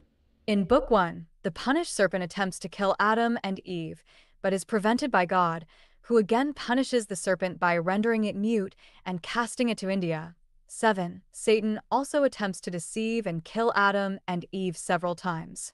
In one of his attempts on their life, he throws a boulder, which ends up encompassing Adam and Eve. God eventually saves them and compares this event with the upcoming resurrection of Christ. 8. God also predicts several other future biblical events, including Noah and the flood. 9.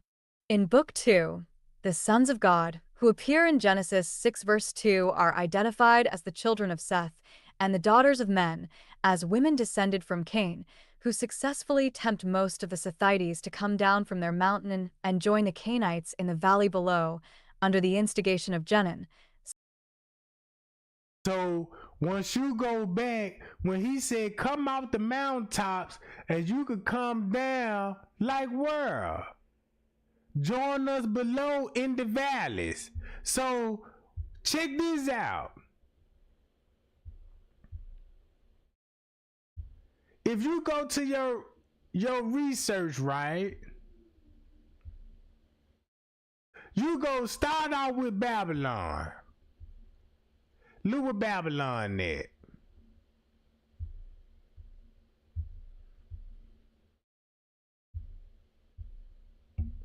I'm talking about this Babylon.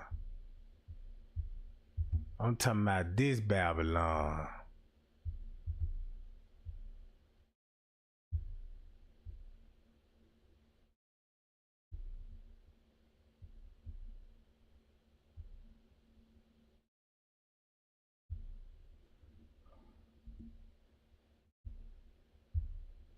This Babylon right here, where I got it at.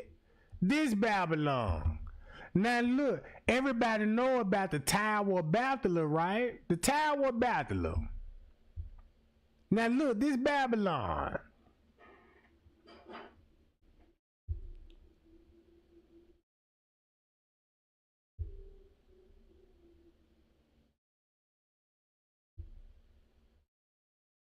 Now look at these structures, bro. So, when you think about the Tower of Babylon, King Nimrod, guess who King Nimrod would be? A Iranian, bro. A Iranian. Iranian.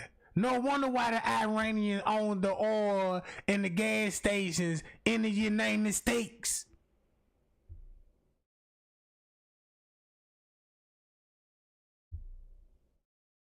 Look at it. Built like palaces, castles, and plazas. Courtyard. Look at this.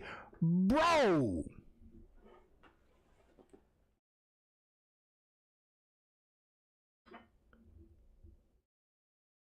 So look, bruh.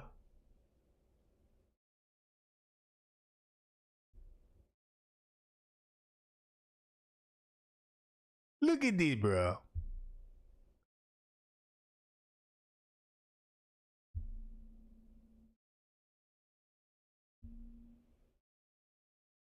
Uh-oh. And think about where a lot of gold, silver, and copper gonna be at. Hold on, boom. Let's go back to Babylon. So if King Nimrod was an Iranian, can we all agree with that? That's where he from Babylon. And he was the mighty hunter. Matter of fact, let me just play this Adam and Eve story. Cause man, I didn't know this. Check this out. I swear to God.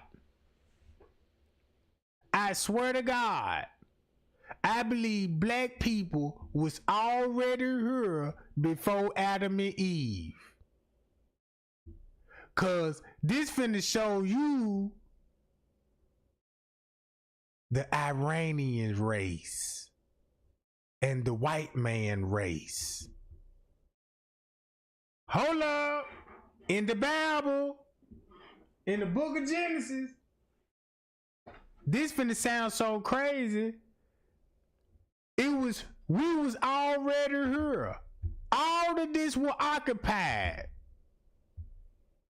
with Africans, Indians, Mexicans, all of this.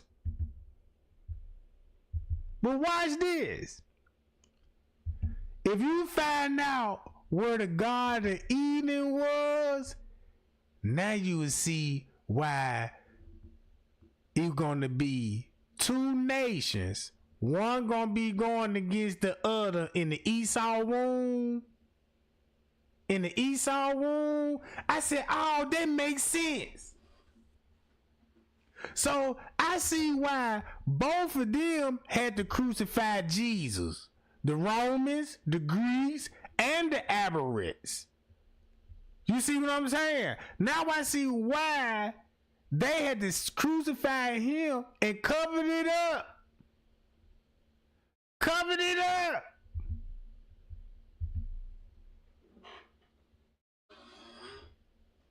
Watch this. Jenin, son of Lamech. This Jenin invents musical instruments, generally attributed to Jubal. However, he also invents weapons of war, generally attributed to Tubal-Cain. The Cainites, descended from Cain the first murderer, are described as exceedingly wicked, being prone to commit murder and incest. After Man, y'all, that word incest, that's been going around in the modern family, right? Then King robbed them and everybody mentioned there was a lot of incest going on in the family. And even some family members admitted that. Now watch this. After seducing the Scythites, their offspring become the Nephilim, the mighty men of Gen 6 who are all destroyed in the deluge, as also detailed. Hold on. The Nephilims. Guess where the Nephilims came from? We know them the giants, right? So if you listen to Tubal-Cain, the Canaanites, the descendants from Cain, the first murders are described as wicked, committed, and incest. And watch this. Their offspring is with the giants. Who you think built the pyramids? That's how Egypt started getting built. Hello? If you think about it, that's how they started beating Egypt. Keep this in mind. When you think of the Adam Eve story, think about the Africans. We was already here. Just say the Adam and Eve, right? Story came after when God created us.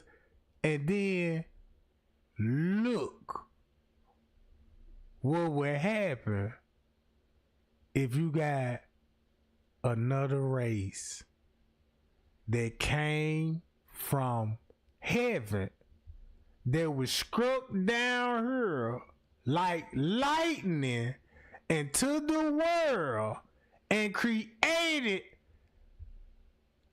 their offsprings and playing the role as gods. All they statue was after their likeness, after their images. In the Bible, it clearly say, do not worship these people and their idols. No wonder why they got us thinking Jesus was black, bruh. Cause check this out.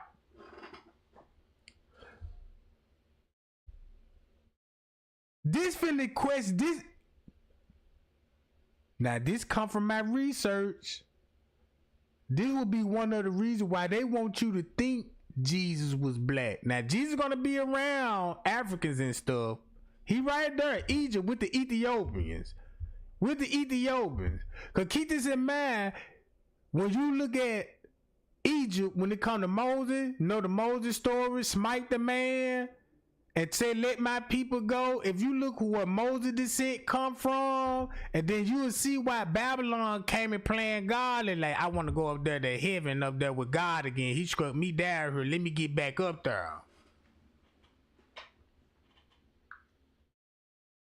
So let me play this. Detailed in other works, such as 1 Enoch and Jubilees. Books 3 and 4 continue with the lives of Noah, Shem, Melchizedek, etc., through to the destruction of Jerusalem by Titus in AD 70.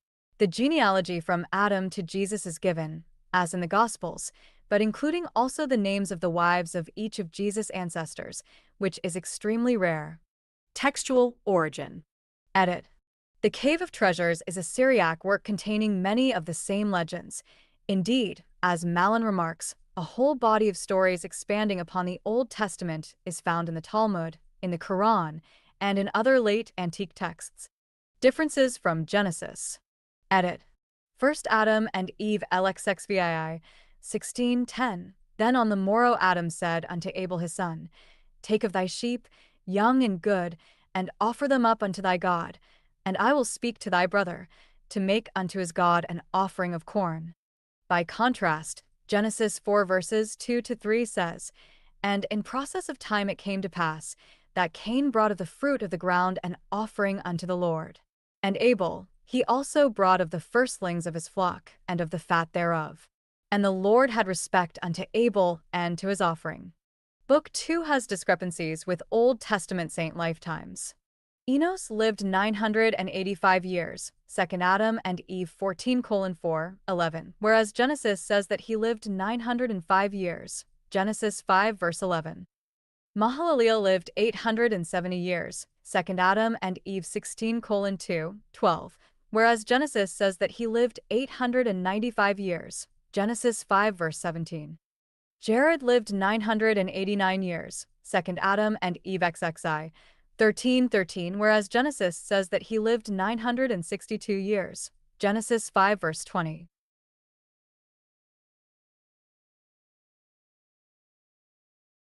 Now look, watch this. I did some research. So I was like, okay, the Adam and Eve story. So I went, boom, I know who the serpent is. I know what's going on with Adam and Eve. And that's why he cast him into India. Did y'all catch that? Cain was cast into India.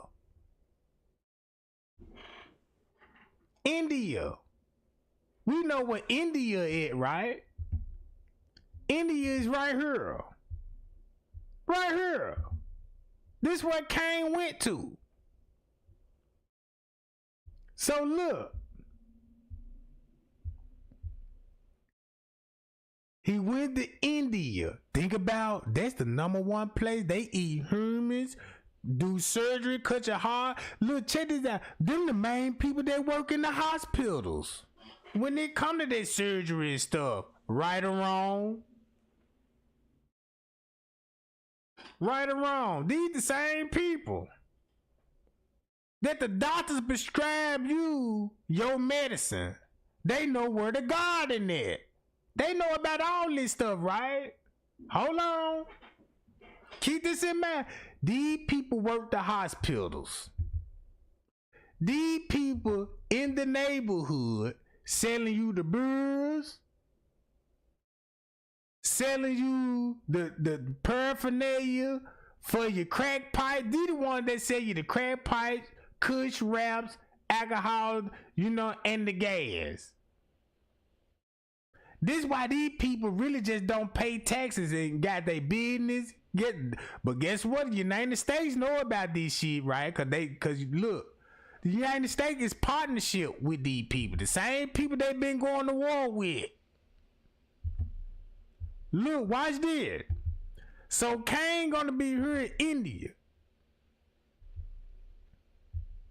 So I said, boom. Let me go where I'm at. Let's go to the 12 tribe of Israel. Matter of fact, I can go to this. Listen to what this rabbi finna break it down to Islam. Sarah suggested have a child with Hagar, and they give birth to a child called Ishmael. Then, miraculously, Abraham and Sarah are able to have a child, and they do have a child later called Isaac. Isaac and Ishmael are an interesting study, because they would both be progenitors of nations to come. Ishmael is the father and ancestor of the Arab and later Muslim world.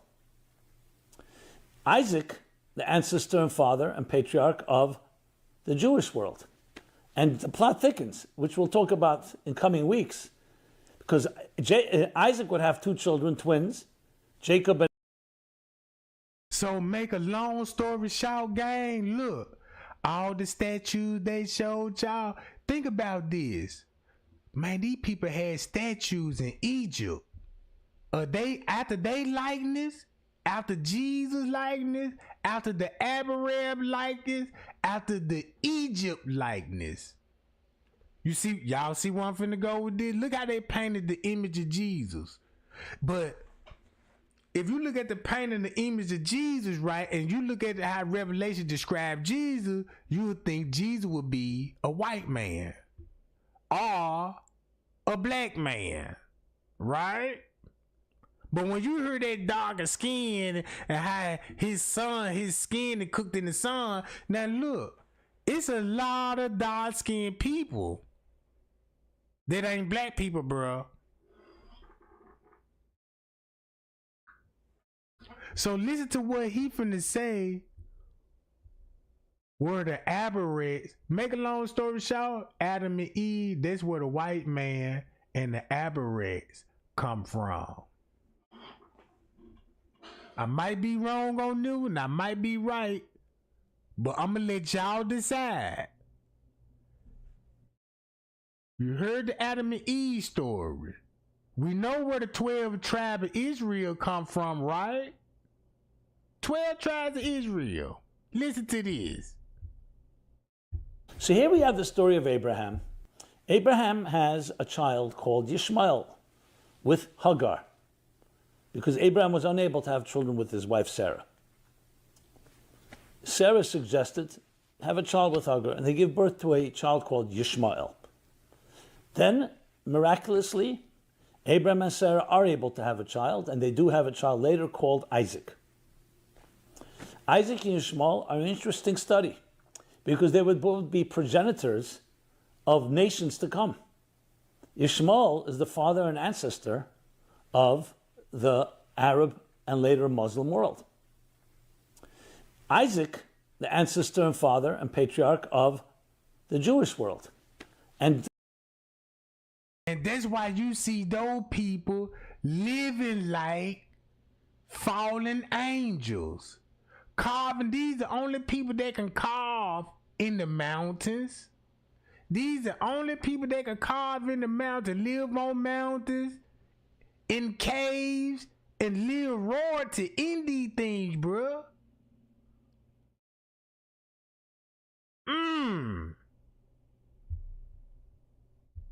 the plot thickens, which we'll talk about in coming weeks. Image. Because Isaac would have 2 children, twins, Jacob and Esav. And Esav is the ancestor and father of Rome, of the Western. So look, I ain't trying to hurt or confuse nobody, but watch what the Bible speak. Cause check this out. In the book of Revelation, you would think and believe, or whatever you want to believe, oh, God is black because he had woolly hair. His feet was burnt like brass. Brass is not black. If you put a white man or an Iranian in the sun, guess what he gonna turn to? Brass. You see what I'm saying? Hold up.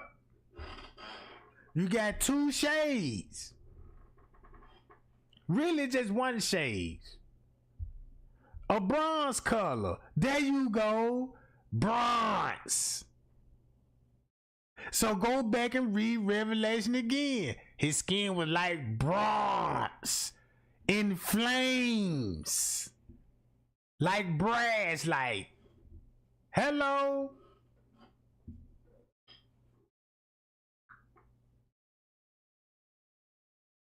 Watch this. When you think about why they always talk about the goat, look what the goat would look like. This why they call this the goat teeth. Look at the people that's on the images. If you go look at Adam and Eve, why they got Adam and Eve with the same race? When you look at the angels, look what came from this. That if black people was already here, occupying the 4 corners of the world, this why Satan came down here with his offsprings and promised them land. And then look, the land is small. This why they still battling over the land. And guess who fighting over the land? These people. These people. They the one got the problem. But no. Well, they tell America, we need y'all help. And to fight these folks off. So let's lie to these people and say, yeah, we going over there to protect the country. Who you protecting the country from? And we the most powerful country in the world. Look at this. Guess where the Garden of Eden at? I ain't even know none of this, bro. And I just recently found all of this out just studying the KENNEKA Jenkins case. Why is KENNEKA Jenkins leading me back to Israel? Why Mr. Teresa Eastern Star and giving us Bible quotes and a lot of people still, oh man, leave the mama alone. Let the girl rest in peace and all of this old shit. So let's listen, look.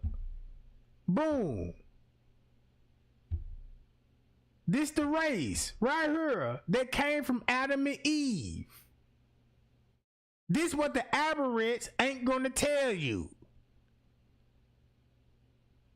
This why they want you to, these were black people. Adam and Eve were black. You know what I'm saying? And boom, boom, boom, Adam and Eve was already here. Black people was already, the Indians already over here. The Mexican was already over here. You know what I'm saying? Brazil, these people these people was already here. How you think these people knew to travel and know where to go? Since they the ones say they come from God and all this, so they think they can rewrite history of the world. Boy, these people came and set up shop for real. All because if you know Babylon right here, it ain't even far to find out where the Garden of Eden is. Cause the Garden of Eden said, look, the Euphrates River and the Tigris River gonna meet up, and it's gonna meet up somewhere right up in top of Kuwait, right? So if you can look at one river, right, let's go to one river. You know what I'm talking about? First of all, let's go to the Tigris River, the Euphrates River. I found 3 rivers. Who go to Nile? Who go to Nile? That's the Nile River right here. You see it? The Nile River. If you go to here, first of all, let's go to a crack up in here. The Nile River. Hold on. I need to go to the matter of fact, it'll be easy for me to go down here. Right here. We finna get the Titus and the Euphrates River. Where the Euphrates River at? Hold on. Is this it?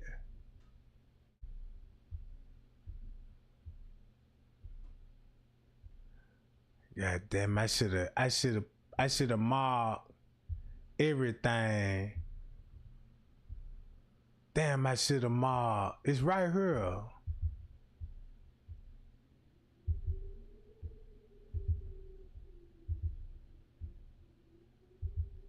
Nah, here you go. Here you go. Nah, where did John at?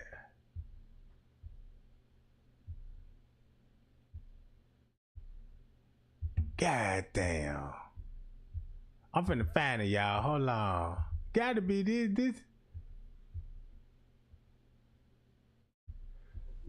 Matter of fact, let me go up here. Man, I can't believe, goddamn it.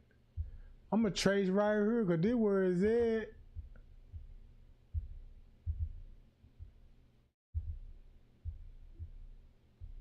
Come on, man, that ain't no lake. I see Google Map trying to fuck me over now.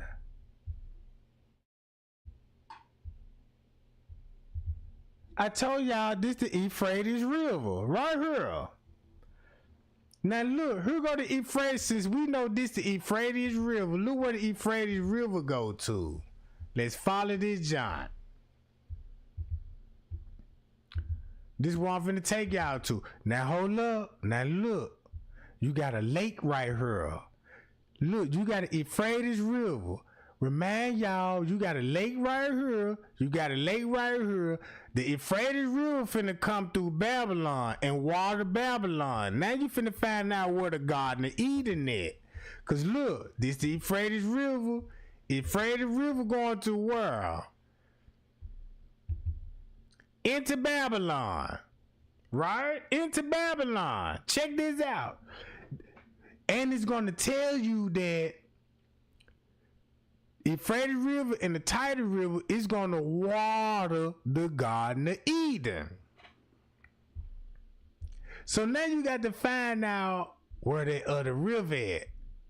Guess where that other river is? So if you look down to all of this, you're going to find that Garden of Eden. But look where it's going to go to. It's going to leave all the way back to her. To the Persian Gulf, where Kuwait at. Remember all the wars and all this stuff that these people lied to us to go to war, like in Bill Clinton, Bush, administrating to Ronald Reagan, you know what I'm saying? All of this stuff. So boom, here go where all the Garden of Eden at. Let's go find the other river. How long is this it? No, I don't think this it. Hold on, is this it? Here go the Titus, right here it is it. The Tigris River. Boom. Let's see where the Tigris River at. But now look, if you zoom in, look at the cities. Man, it's a big city, right? It's a big city. So the Tigris River finna lead you all the way to here. Follow the trail. It's leading you. Right where God said, look, here go the Euphrates River, here go the Tigris River. All lead to where? Babylon. And look what God say, look, 'cause when the rivers meet, they all gonna meet up right here. They all gonna meet up right here. But look, you got the Nile. Check this out. Everybody knows who go to Nile River right here. Who go to Nile? So where the other river at? Cause it's 4 rivers, right? And check this out. I ain't gonna give you the answer, cause you could go look at it. If you know the Tigris River, boom. Euphrates River, boom. The Nile River, boom. Where the 4th river at? Then you will know where the Garden of Eden at. Now you'll know where the Garden of Eden at. So look.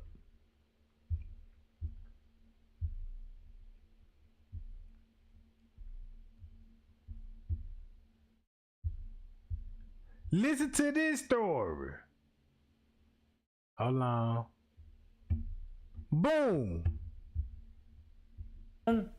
Roman Christian world. So we're focusing on what is this week's chapter that talks about Isaac and Ishmael, but you see how the plot thickens, how it broadens.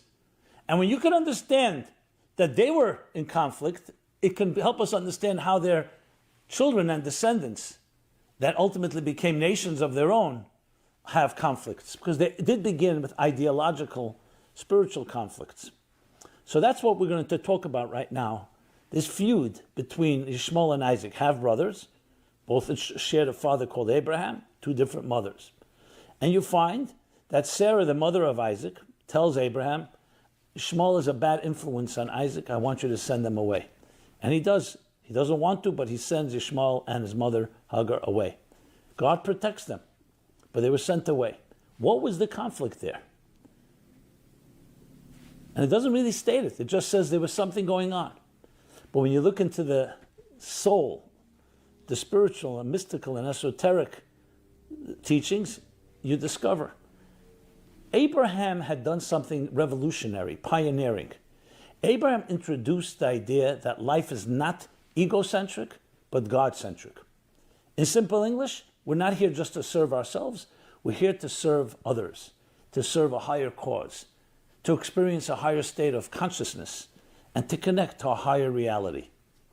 This was a pioneering and trailblazing approach to life because it countered everything that was going on in his world. The pagan world focused far more on control and power, materialism, and success on that level. You can say it's not surprising, we still have that conflict, don't we? But Abraham did it. So here he has 2 children, Ishmael.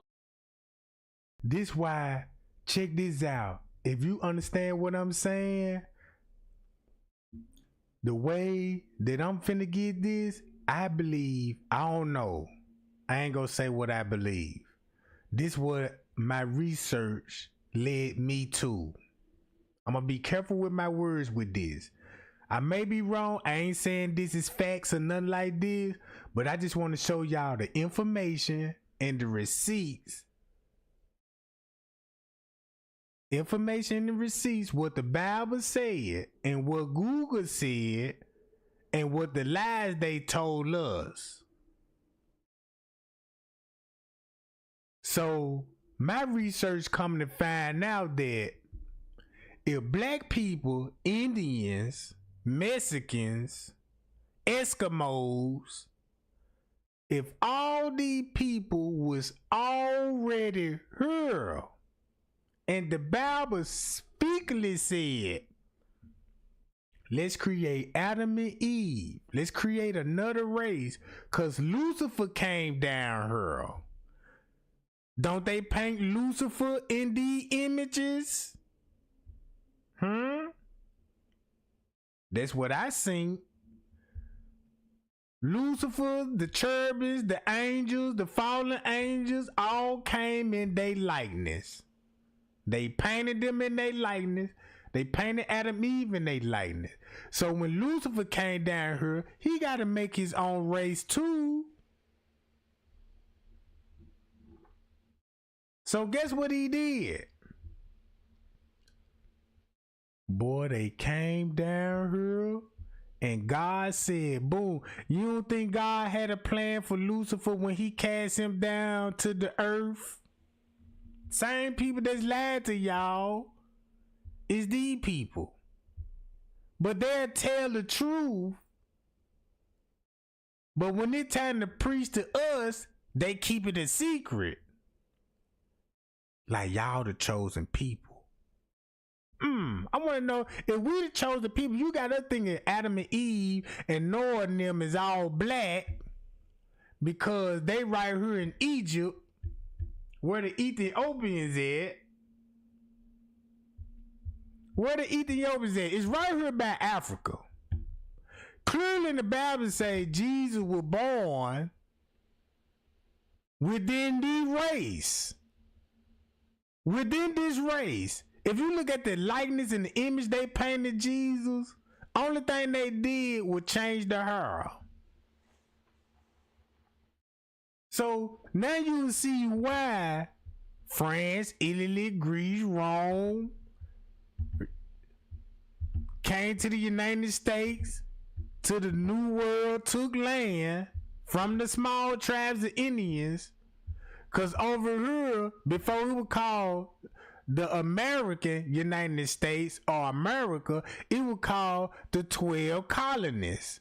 So it was basically 12 colonies in the United States. So it was just 12 colonies that was over here.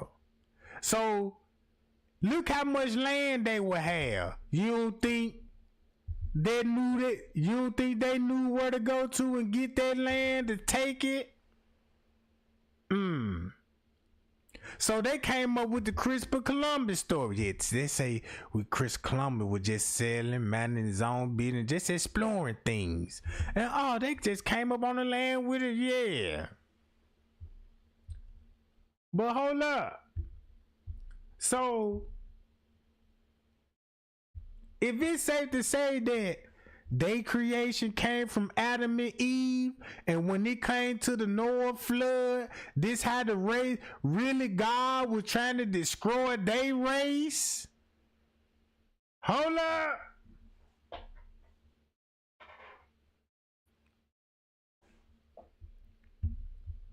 And Isaac.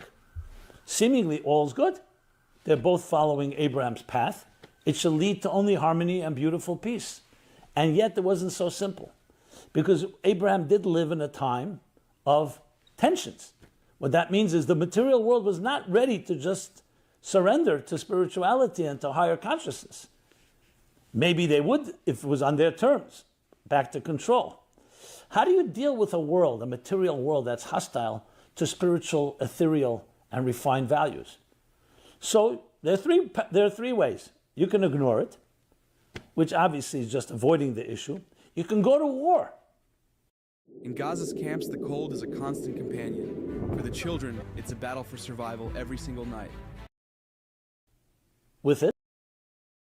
He said, you can go to war.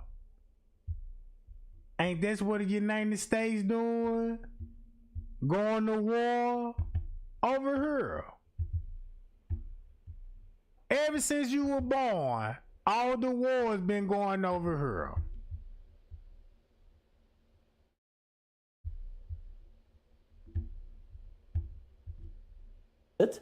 Or you learn to transform that world. I should say there's another path, a path of asceticism, which is not just avoidance, but finding a life on a mountain where you avoid the challenge. But it's still a form of avoidance, but it is a path. It's a path of asceticism. Isaac, I should go with Ishmael and Isaac, both chose different paths. Ishmael was the warrior.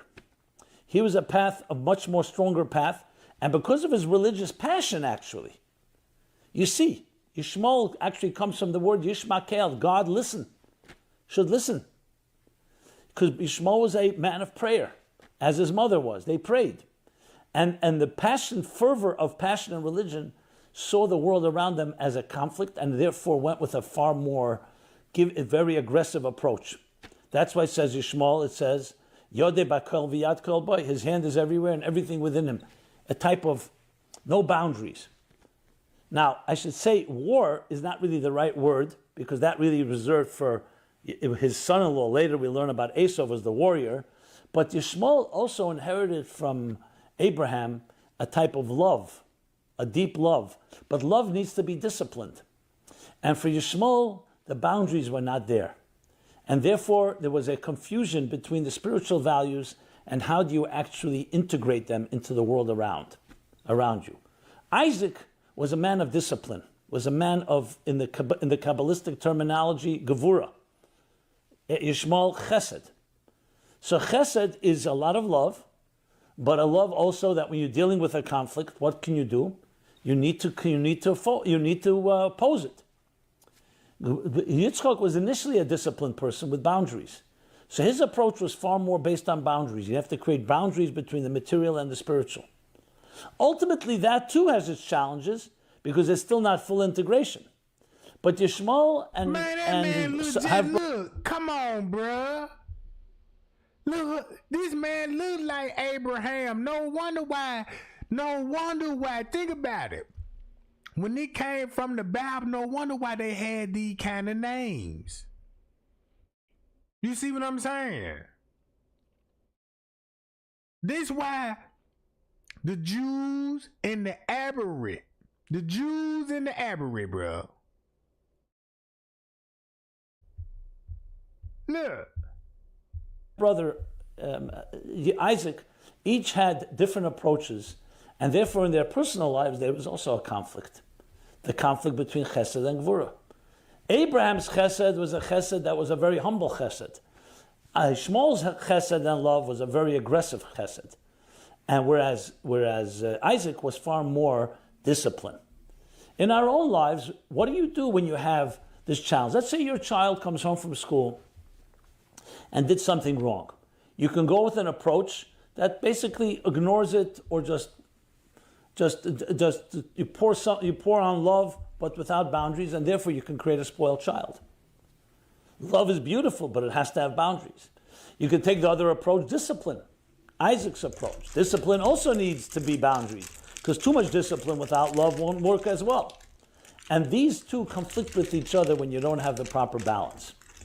And hence, they could not get along with each other. Crime is down. Jobs are up. Our economy is strong. America, we are... Fast forward, turn the clock forward. This would evolve into two nations that have a very different approach to life. Isaac, the disciplinarian, and Ishmael, the giver without boundaries. And that would lead to ultimately two different approaches that do not get along with each other. The boundaries are critical because without boundaries you don't have structure. And without structure, you really cannot integrate anything.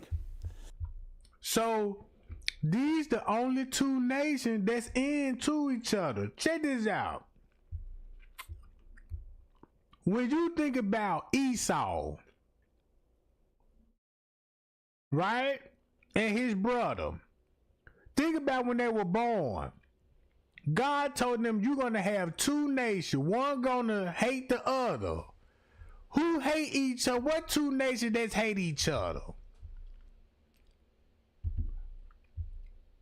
What two nations is going against and going to war?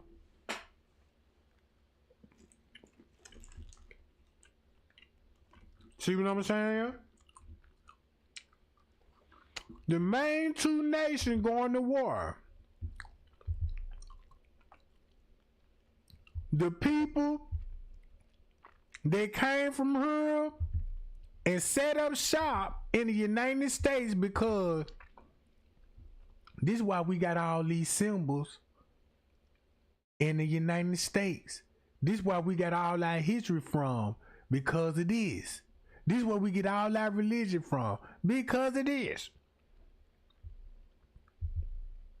Because it is. And if you go, matter of fact, let me do it like this. I'm finna go to my most research and I'm finna play this video. When it comes to this battle between living a spiritual life, a life of values in the material world, if you just go without any boundaries, it becomes a totally confusion. If you go with an approach that has boundaries, you are at least laying the ground for some type of balance.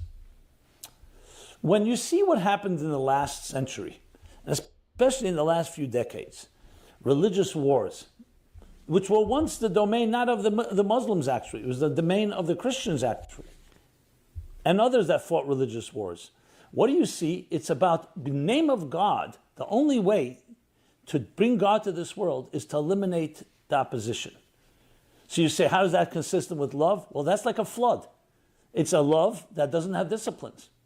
So the only way is either you love completely or you destroy that which you cannot control.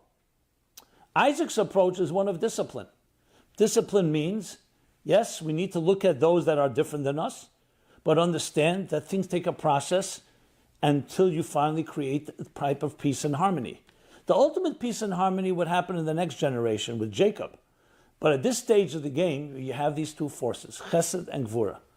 Now, the truth is, each of them has a virtue the other does not have. This is not about one winning and the other losing. It's about finding the proper balance. So when you look at events through history, you look at the conflicts of being either too permissive or too restrictive, that's where all the battles take place. You need the balance between the two. In our personal lives, we all have a Ishmael and an Isaac within us. We have the giving. Hold up. Hey, Catherine, check this out. Guess who Yahshua is? Look, guess who Yahshua is? You, man, this finna blow your mind, because I thought Yahshua was God. That's what they said, Yahshua is God, right? If you look at the name, what it originated from,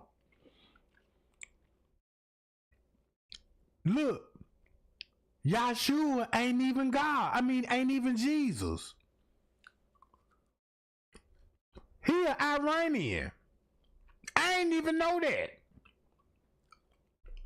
So, in the Bible, when Moses and them were going to war, that's who he was going to war with the Iranians. They all related. Hold on. He finna break it down better than I can. Love that sometimes needs to have controls and be seasoned and be tempered. And we have the disciplinarian within us. You really need both to be a healthy human being. So when you're faced with a situation that is hostile to your belief system, do you go with aggression? Do you go with total permissiveness? Everything goes? Or do you have some discipline? And of course, that is not an easy thing. It's easier said than done, because the fact of the matter is that when you get down to it, it's hard. How do you really balance the two? How do you teach your child what you did was inappropriate, but you also don't demoralize your child? Discipline needs to be measured as well.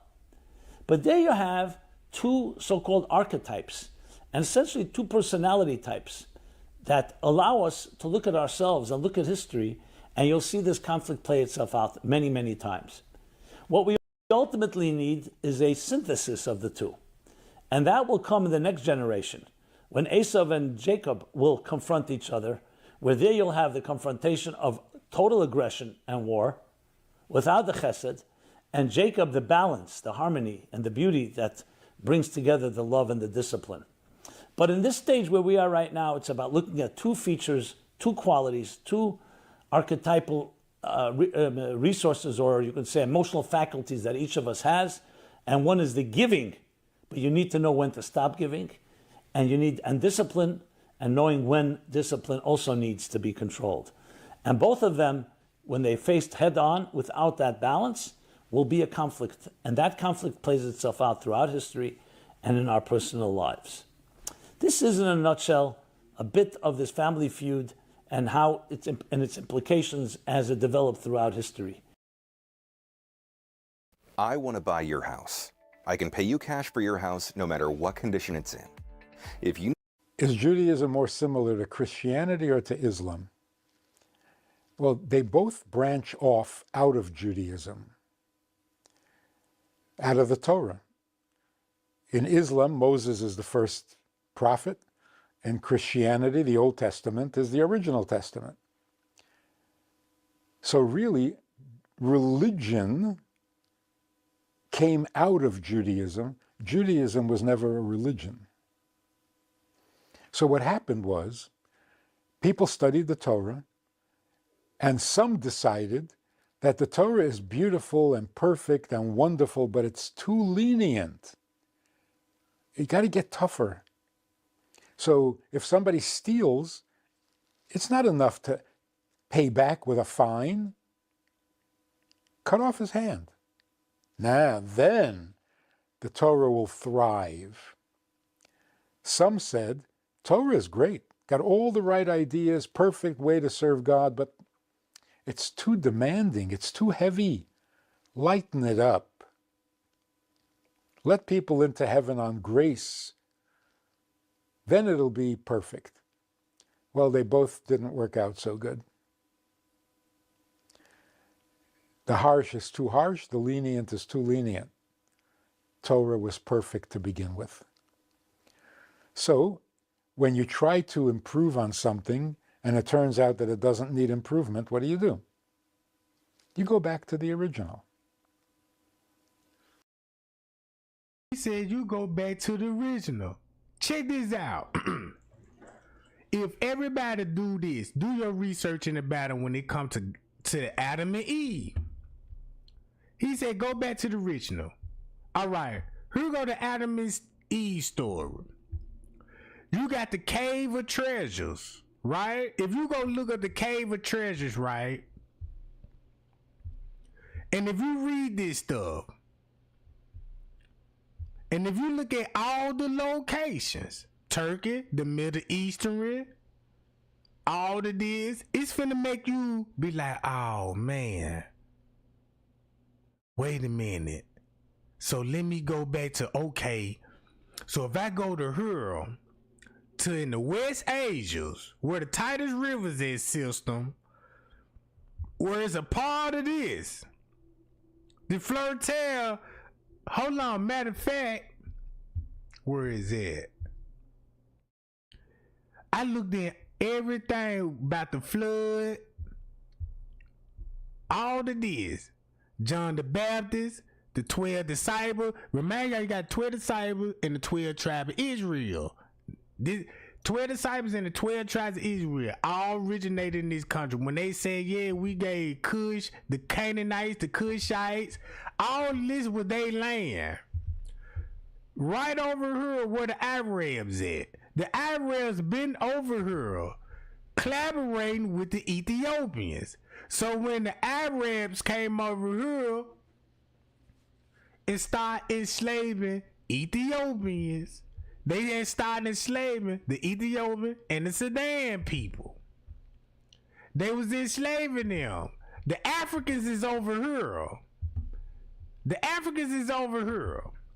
So they started enslaving the Somalia, the Ethiopia, all up around here. This is where the slave trade began.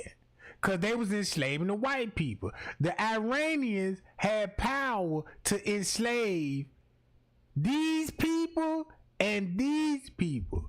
Even the Africans over here was help enslaving these people. So look, what they taught you in Hollywood with those slave movies, think about what they told you in the slave movie. Then they were like, yeah, when it come to slavery, the ones that got it ported to the United States is going to be from this region in South Africa. All the line on the ridge line. Because they ain't finna go deep in the jungle. Cause look, they go deep in the jungle, they lose in battle once they get deep in here. So boom. So now you got Moses came and said, let my people go. You got the whole, matter of fact,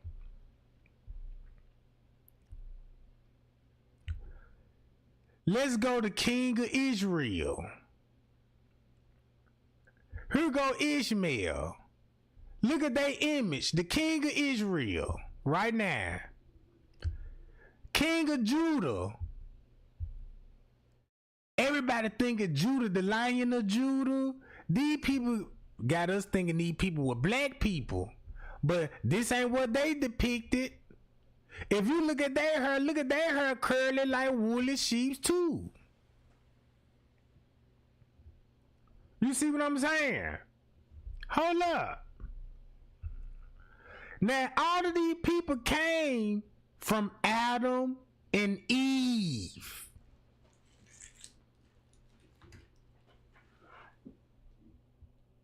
These people came from Adam and Eve. If black people, Mexican, and Indians was already here. Look where the Indians say they come from. Look who the Indians communicate with. Look how the Indians know about the stars, the moons, and everything. Look how when our ancestors knew about the stars, the moons, and the concept about the Big Dipper, and you know what I'm saying, and the afterlife and all, look how we naturally already knew that.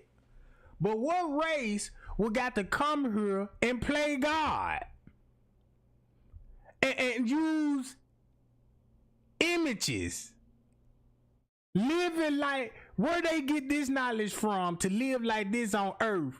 They must been in heaven at some point of time, and they trying to live it like it on the earth.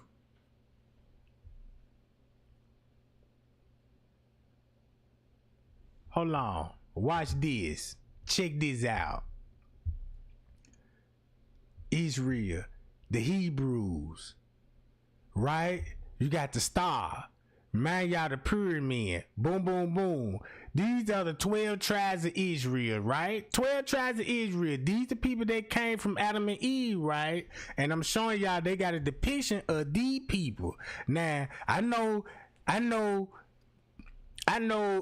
I used to believe this, like, oh, these white people. Then I started, looking at video, they were like, well, the real tribe is black people. They the real chosen one. And so I'm like, yeah, they the chosen one. It makes sense because they all from Africa. They really from Egypt.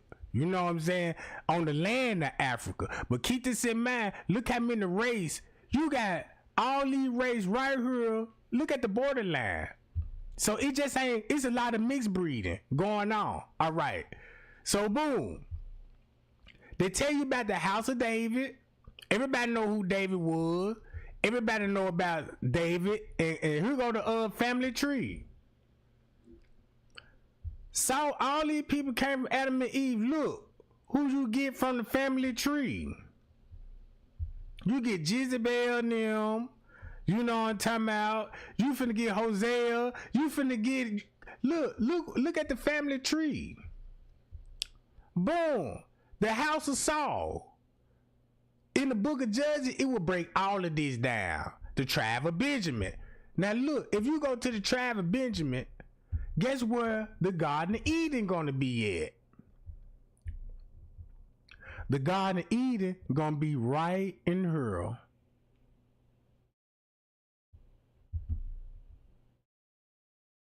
The Garden of Eden is somewhere right in this location. Look, check this out. Look at the images. Look at all the images. Don't they look like him? Come on.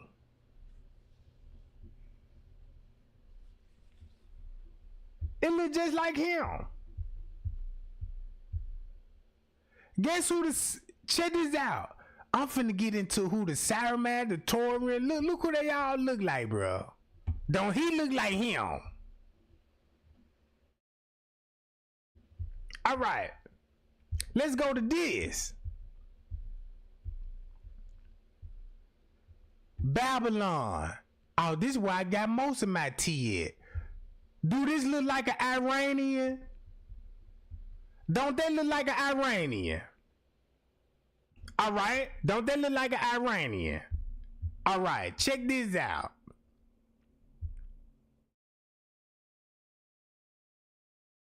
Nuskabur. Don't they look like an Iranian? Okay then. Watch this.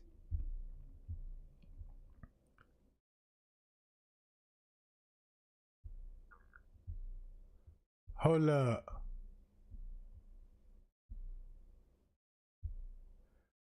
I got him pulled up. Right here, I believe. Right here. Do that look like an Iranian?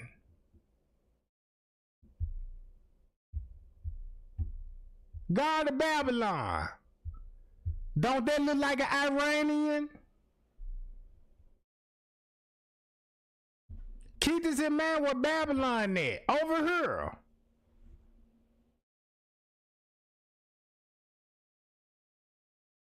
Look. Look what it's showing. They ain't even talking about this in the book of Genesis. This is Iranian. I ain't even know when they were talking about this in the book of Genesis. Yeah, they was going against the Canaanites and all of this. All these people are Iranians, bro. And Jews. White people.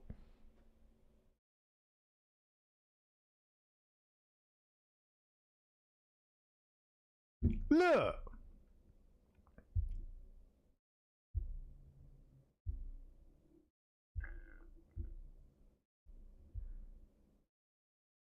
I looked up the samurai. When I looked up the samurai, check this out. All right. Man, these people were associated with Jupiter. Hold up. They know about Jupiter. They know about the sun. These the first people.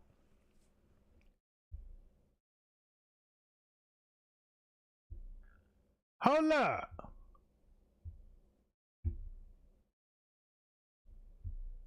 Matter of fact, everybody know who this person supposed to be. Look, all of them got birds. All of them gonna have the birds.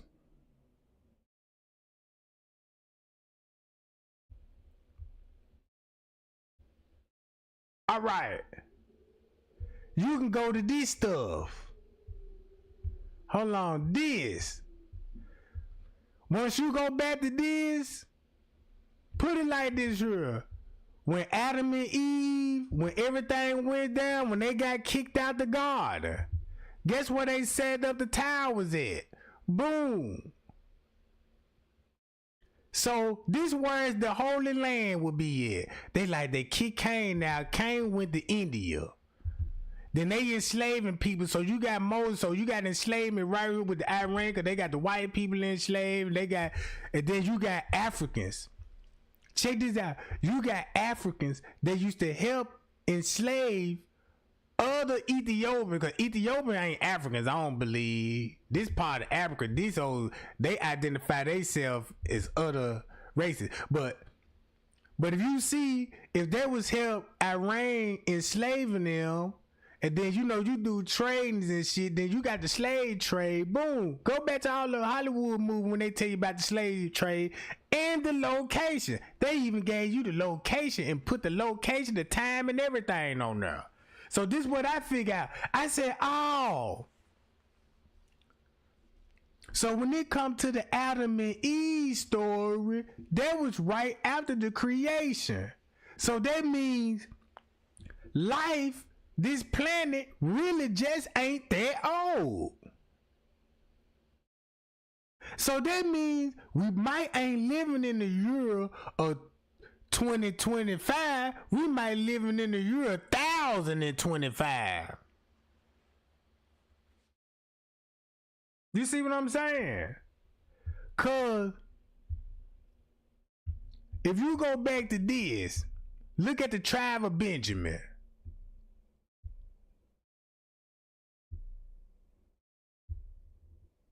Matter of fact, I got it right here. Let's start out with Abraham. Let's start out with Abraham first.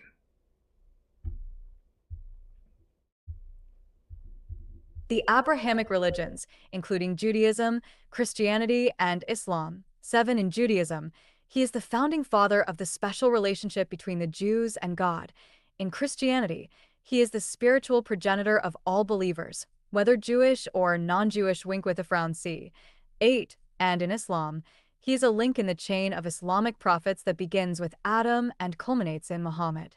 For, as the namesake of the Abrahamic religions, Abraham is also revered in other Abrahamic religions, such as the Druze faith and the Baha'i faith. 6.5. The story of the life of Abraham, as told in the narrative of the Book of Genesis in the Hebrew Bible, revolves around the themes of posterity and land. He is said to have been called by God to leave the house of his father Terah and settle in the land. Ain't that the same thing what I showed y'all about the Drew? Ain't that the same Eastern Star logo? The same colors and everything. Ain't this the same thing? Look. Land of Canaan, which God now promises to Abraham and his progeny. This promise is subsequently inherited by Isaac, Abraham's son by his wife Sarah, while Isaac's half-brother Ishmael is also promised that he will be the founder of a great nation. Abraham purchases a tomb, the Cave of the Patriarchs, at Hebron to be Sarah's grave, thus establishing his right to the land, and, in the second generation, his heir Isaac is married to a woman from his own kin to earn his parents' approval. Abraham later marries Keturah and has 6 more sons, but on his death, when he is buried beside Sarah, it is Isaac who receives all Abraham's goods, while the other sons receive only gifts. 9. Most scholars view the patriarchal age, along with the Exodus and the period of the biblical judges, as a late literary construct that does not relate to any particular historical era. 10. And after a century of exhaustive archaeological investigation, no evidence has been found for a historical Abraham. 11. 12. It is largely concluded that the Torah, the series of books that includes Genesis, was composed during the early Persian period, c. 500 BC, as a result of... Now look, when it come to the movie 300, thumb me up y'all seen the movie 300. Watch how I'm finna get everybody attention. If you saw that movie 300, y'all know King Leonidas was a Greek. Hold on. Check this out. Leonidas was a Greek, right? So you know Leonidas, if he a Greek, he gonna be right up in here. Right? Right up in here with the Greek, the throne, the alien. You see what I'm saying? Guess where King Xerxes is from? Persia. By the Persian Gulf. And ain't King Xerxes was a giant? So that means he was a Nephilim. So if he was a Nephilim, that means he was the offspring of Cain. Because that's where the Nephilims came in. That's who started building pyramids. Hello?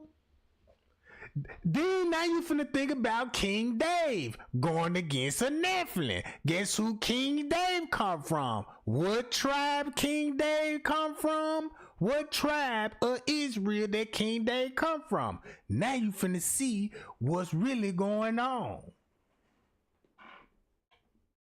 Real talk, bro. Look, this the Persians. Go back to the movie. Them one number Iranians. And then the cold part about them, when you see this, when you watch that movie, listen to what he finna say. Stands in relation to Islam and Christianity. Come back to the original. It's perfect. Our Muslim brothers and sisters in Yemen are dying and in desperate need of your help. Without urgent support to... This Jewish rabbi reveals why Muslims are the actual chosen people and why it is impossible to defeat them. That the last and most difficult galus that Am Yisrael will face will be the confrontation with Ishmael. And this was said in the 1500s, and the Pirkei Rabbi Eliezer is even earlier. And he says Ishmael is the most difficult because they are the only one of our enemies that comes with a spiritual power. For Muslims, of course, this is nothing new. And even if our current state may make us think otherwise, the reality is that our deen, if we follow it correctly, gives us a winner's mindset, thanks to the reliance on our Lord, Allah subhanahu wa ta'ala. And that rabbi is well aware of that. Many Jews may delude themselves saying that Islam is not a real religion, but the learned ones know for a fact that we worship the Creator of the heavens and the earth with complete devotion and unsullied monotheism, even if the disbelievers hate it. Because Ishmael comes not only with physical brutality, but Ishmael comes with spiritual merits. They are a child of Abraham. They have a koach of prayer. They have a merit of Brit Milah, again, which goes back to Abraham. There is a tznius. And the reason why the Golus is so difficult is that we have to counter it with a spiritual power that is greater than their spiritual power. There's no way to stop it. But is it even possible? Can any people counter the spiritual power of a ummah devoted to their Lord, who prays 5 times a day, remembers God, and honors all the prophets he has sent, without making any distinction? Can any people in the world claim that besides Muslims? On top of that, those who fight in the way of Allah subhanahu wa ta'ala believe in the promise of our victory or martyrdom, and both the victors and martyrs are honored after the battle. And this is why so many historical texts over the centuries relate the fierceness of Muslim fighters.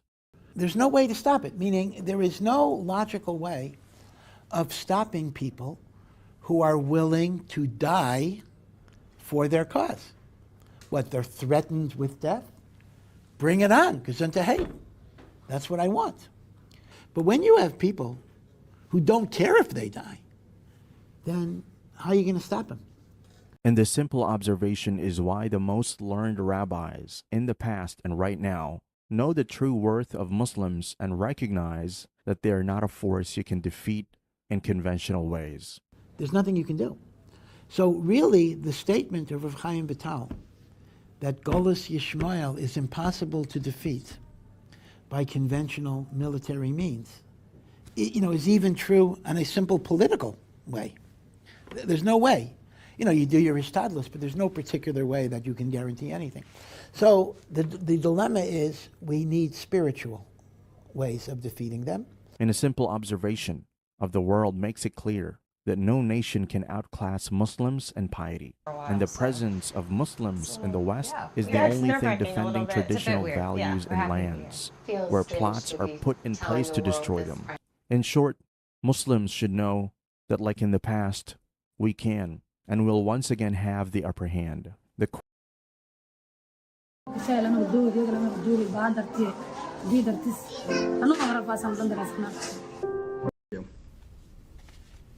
Sam, when I was in Middle East, I never heard that Muslims and Christians worshiping the same God. But when I came to the West, to America, I have heard a lot of Christians and Muslims claim that they are worshiping the same God. Are we doing that?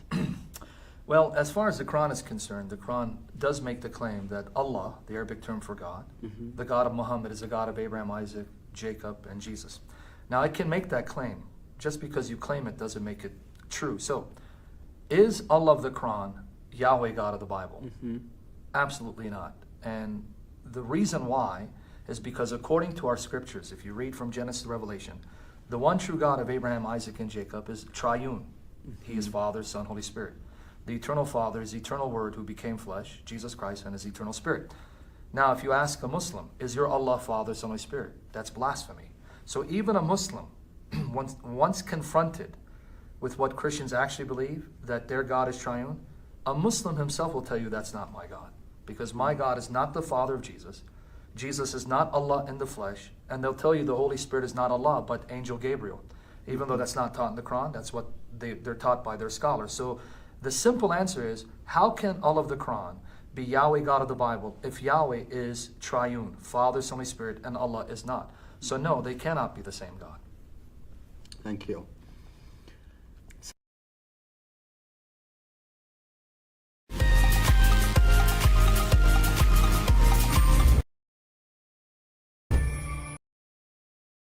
Between two kinds of Christianity, a huge difference between two kinds of believers in Christianity. Something that blew my mind when I realized that thing. Something that is not famous and not known in the world. Something so important to realize. And I'll tell you that thing. Jewish people considering Christians as idols worshippers. Why? Because Jewish people, first of all, they don't know Christianity. The majority of Jewish people, they don't know. We've never been taught Christians' rules and to know if it's wrong or right. Like, we just know that it's wrong. It's a different religion.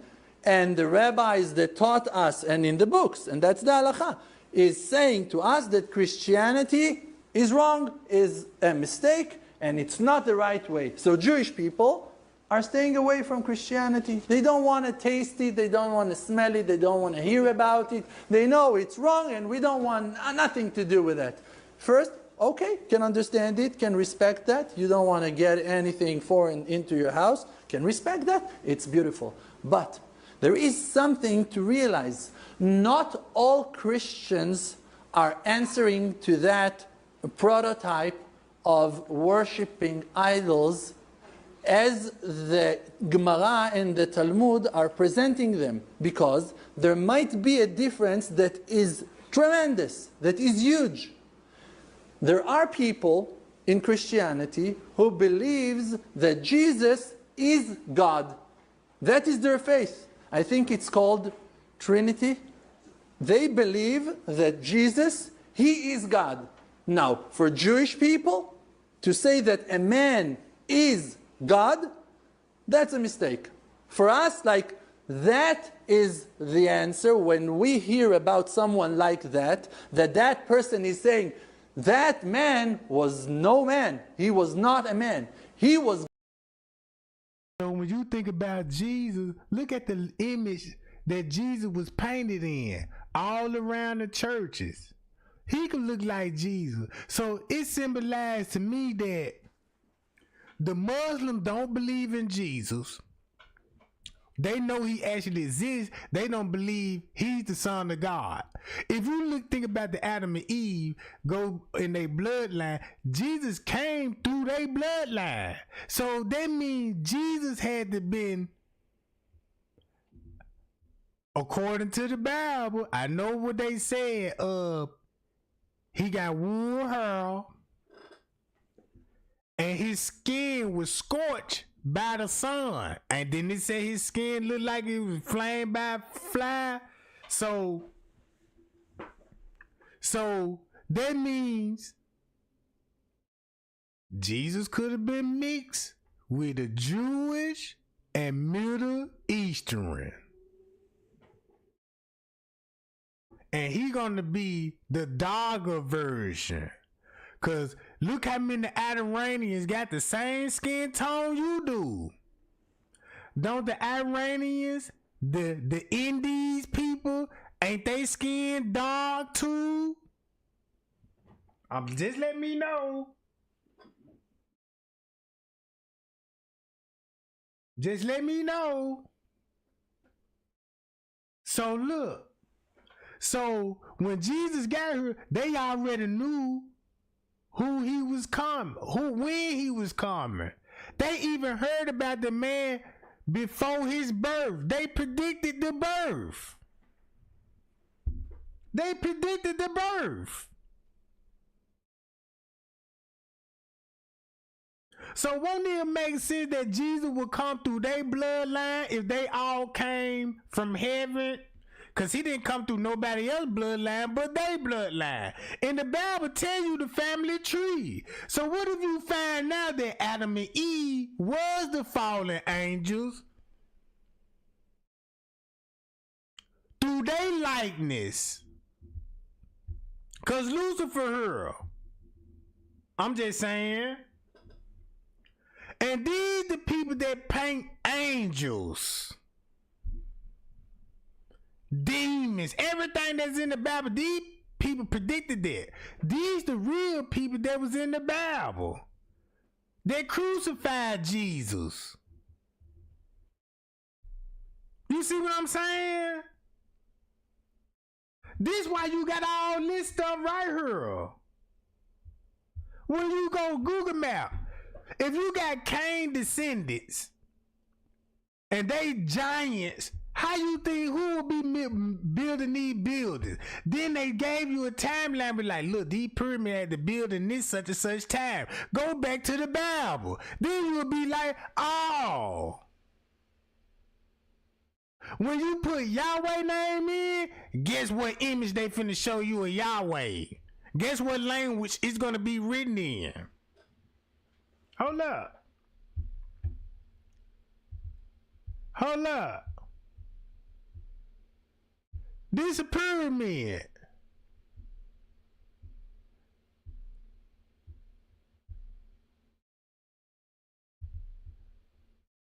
Look at the beat.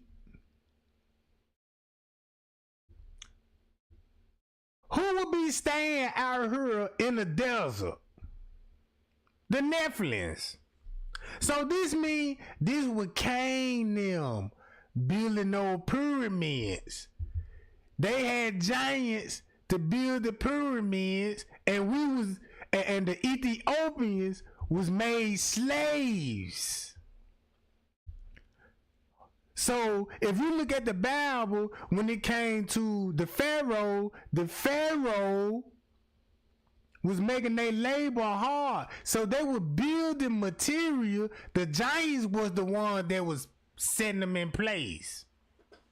And that's why you got a lot of buildings that was unfinished, because look where the Bible speaks of when the giants got exterminated. So that would explain why a lot of buildings will be unfinished. You see what I'm saying? And then they had to knock down a whole lot of chitties out. This what I would do if I was the devil. Now they in the middle of the desert, right? Check this out. You got the Nephilim in the middle of the desert. That'll kill a human being because of the heat, lack of food. It's no vegetarian, you know what I'm saying? What you gonna eat that you can survive? So look. So you could tell these wasn't no regular human being. So they was in the middle of the desert doing what? Building stuff like this.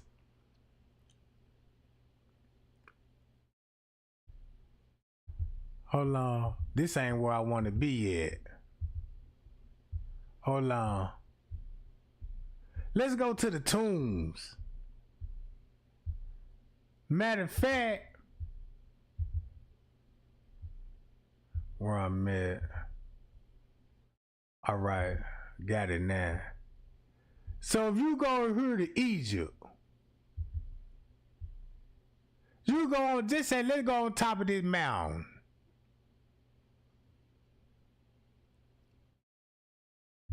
Damn, man, they keep bringing me here. Hold on, y'all finna see what exactly I'm saying. Damn, why everything ain't showing up like I had it at first? So you got the Nile River coming down. This why they got all these giants painted on the wall. Now look, if I was the devil and I don't want nobody to figure out that I'm on the earth,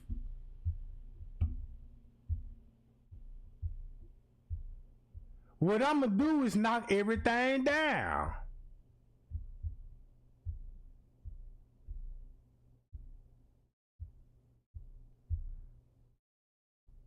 Right here, boom. I'm gonna knock everything down. Then the people gonna be like, who is these people? And if you look at the people, right, check this out. They ain't dressed like these people with crowns on. So look so if you see this, who you think these people was? Look at their hair. And look at their hair. It's a difference. It's a big difference. Look at the shade. They got birds. They got goat teeth. All right. Look how tall these pillars is, bro. Ain't no human. Look, they even carve it into mountains. This one, look, man, I'm finna find a cave that I went in a mountain, bruh. And inside this mountain is a mansion, bruh. A whole palace. Whole palace. Look. Now, do you see how they carved this out of a mountain? Think about what the Bible said. You could carve in the mountains. You can make mountains move. Boom. Look how big these statues.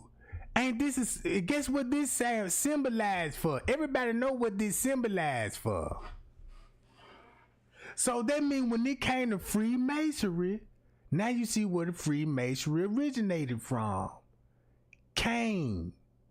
Look, when you get Freemasonry, right? This is where you getting. Guess who it come from? Lucifer himself. That's the secret. That's the secret.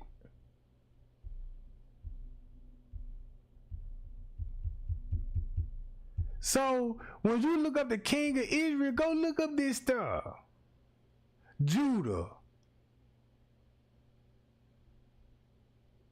Israel. Here go the family tree. Saul, David, Solomon.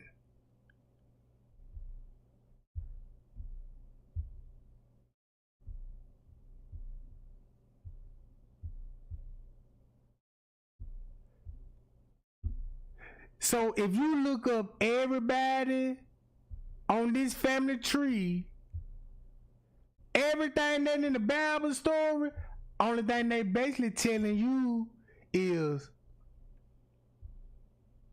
look, only thing they basically telling you is this.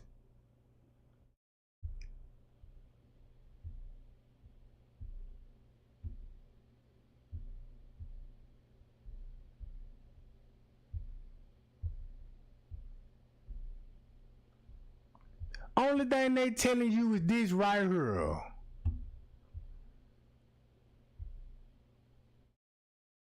Hold on, guys, my bad. When it came from the Adam and Eve story, the Adam and Eve story, it's gonna tell you about the Garden of Eden. When it came to the Garden of Eden gonna be right up in here. So the Garden of Eden was right up in here. This is where you get King Nimrod. You know, when you get Noah's flood, the boat landed here. Matter of fact, the boat landed on Caucasus Mountain. Matter of fact, the boat damn near landed on damn near close to the Caucasus Mountain. All right. So when you look at all those statues, when they was going to war, when Moses was going to war, guess who would be going to war with? The Iranians and the Greeks, the Mob, the Romans, the Vikings, all of these people, bro. Then you had some Africans that can travel and can go to Greeks because they had an army. I was looking at some African history. They done came up here because they could roam freely and deal with the Greeks.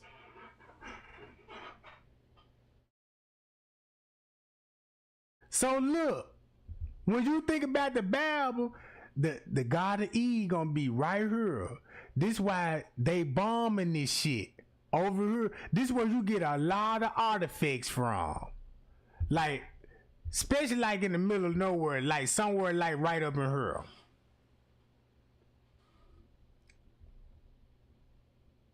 See this? Now look at this.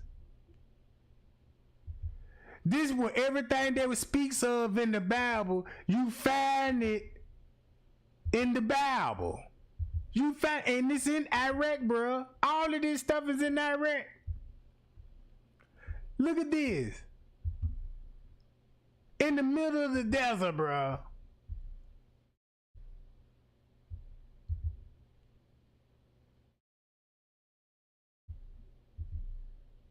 But one thing I noticed, they all gonna be close to a city. So it's like they overwatching neighborhoods. All right. For like a prime example, let's go here.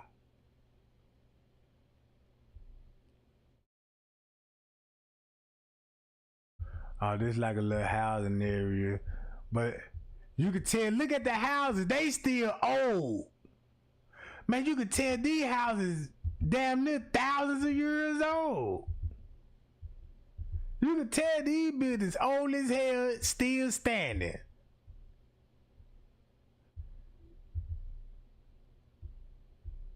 All right. Hold up.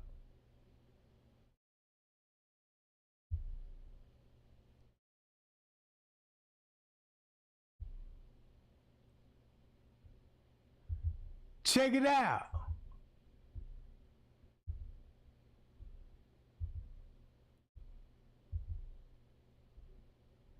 All right. Man, I done found so much stuff when it comes to the Bible. I was like, I ain't even know that. So, all the statues they showed us. Jesus died in Israel, Moses died in Israel, King David died in Israel. When you go to Jerusalem, you know what I'm saying? If you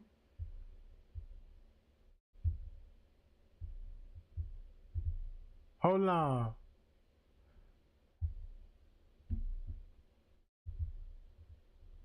They still got, look, they even look. If you follow where the Garden of Eden at, it ain't even hard to find. Cause look, if you look at all of this stuff, boom, you got the camels out there. Wham.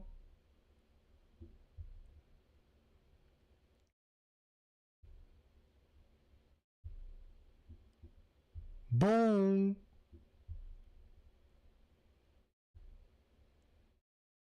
Man, look at this sand, bro.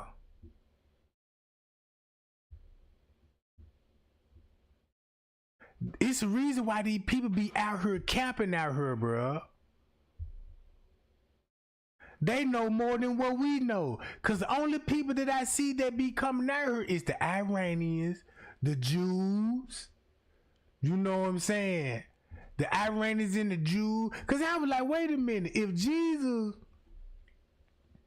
Cause I was like, wait a minute now. If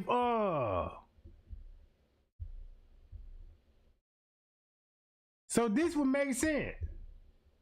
God. It's God. He was God and He is God and He will always stay God. For us, simple Jewish people that are following halakha, that's a mistake.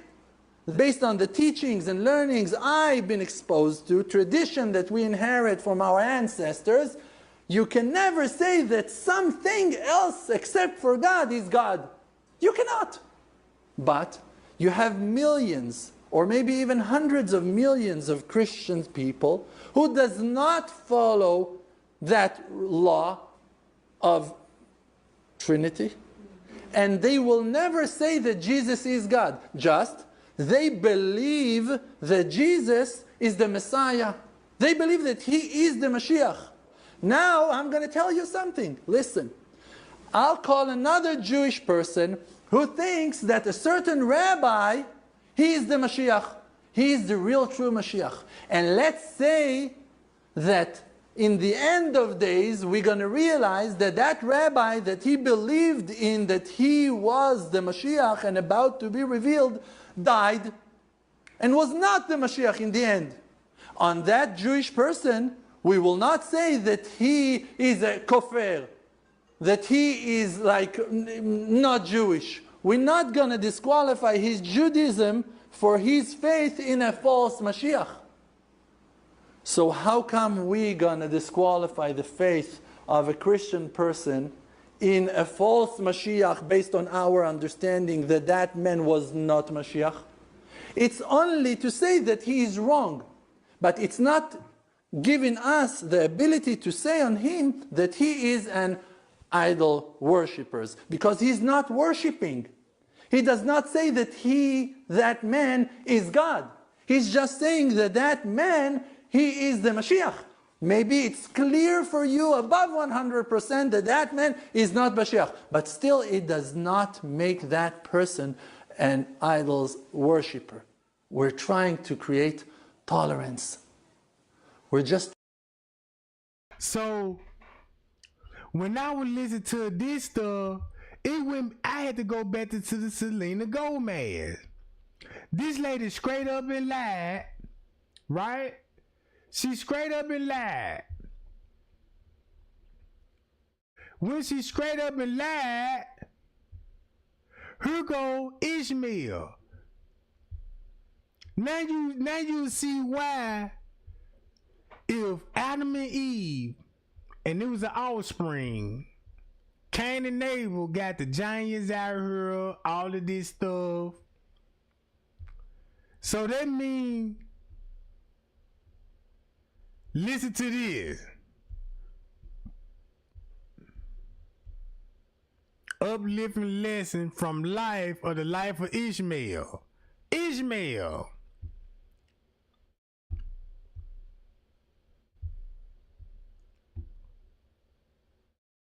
Ishmael is thought of as a biblical figure who holds a primary fatherhood role to Islam.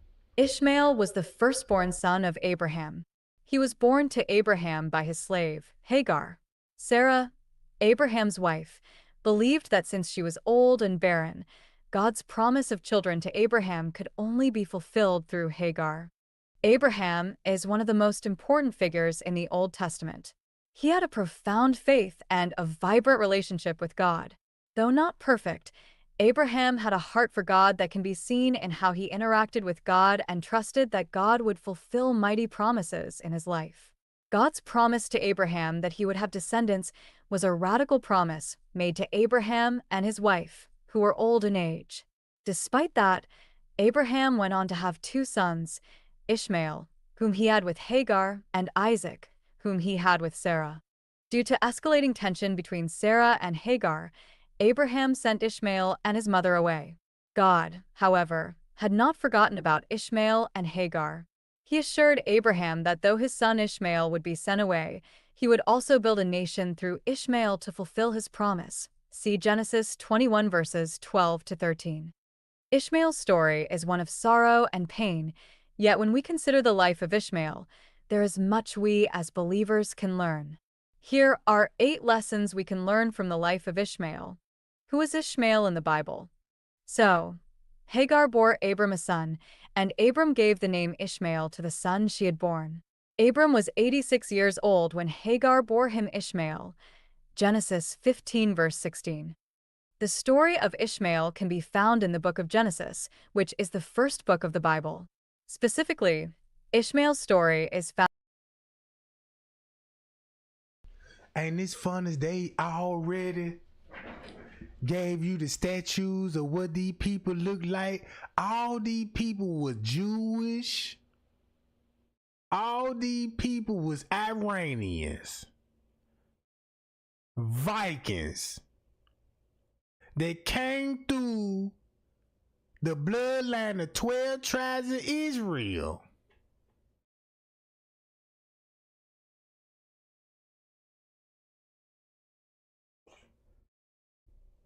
Hold on, what y'all saying?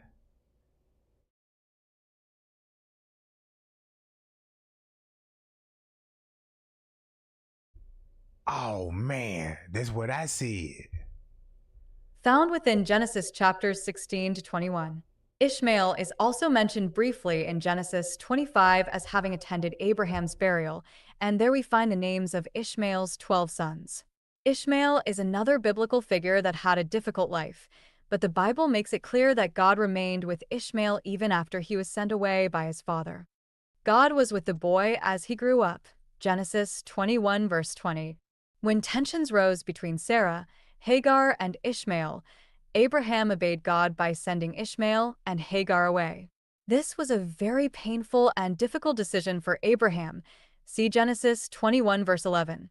But Abraham had God's word that Ishmael would be cared for. When Ishmael and his mother, Hagar, were sent away, they nearly perished in the desert. But God heard their cries and saved.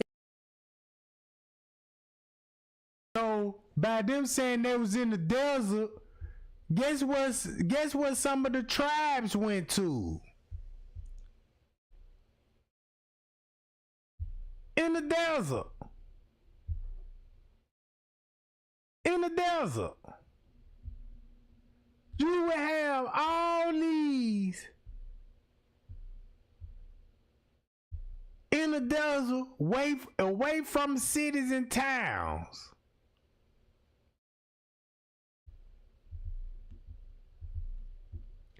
I see what they doing. Hold on. Where is it? Hold on.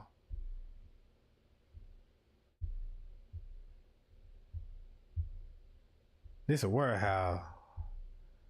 Listen, it look like a mosque too. Hold on. Let's go here. Cause they always be in the desert. In these caves and stuff. Man, where I need to go to them caves at? Hold on, let me go to the caves. See. Hold on. Come on, normally you'll let me click on that, John.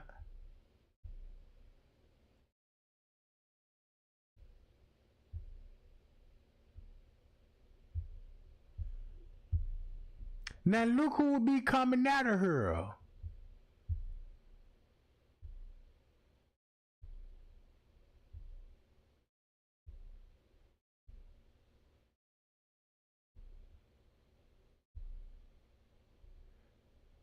You could tell all of this been up on the water, cause you could tell all of this was flooded. This is what the bottom of the ocean would look like. All right.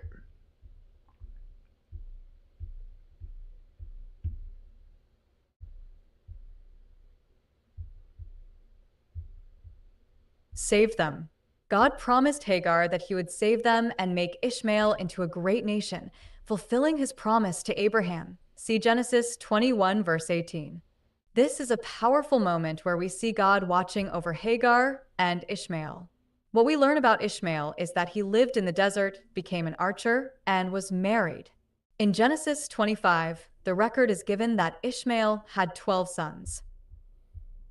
So that would explain if an Iranian will be walking in, what would happen to a white man if he walking in the sun, in the scorching hot sun? He gonna change into brass, to bronze, just like a Iranian. Same thing. Sons.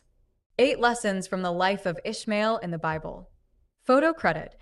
Copyright Getty Images / Sergio Unida. 1. God takes care of us. God was with the boy as he grew up. He lived in the desert and became an archer. Genesis 21 verse 20. When Ishmael and Hagar were sent away, it broke Abraham's heart, and he was naturally concerned about them. Scripture relays that God met them in the desert after they left and remained with Ishmael, taking care of him and Hagar. We can have confidence that God takes care of his children. He will be with those who call upon him no matter what our circumstances are. 2. God hears our cries. Then she went off and sat down about a bowshot away, for she thought, I cannot watch the boy die. And as she sat there, she began to sob. Genesis 21 verse 16. Fearing Ishmael would perish in the desert after being sent away, his mother begins to weep. But God heard the cries of Hagar. We find this common theme throughout Scripture, that God hears the cries of those who call out to him. When we face hardships, God hears our cries and will not leave us nor forsake us. He is not a distant God, nor does he lack compassion. God is with us when we are going through distressing situations and facing challenges.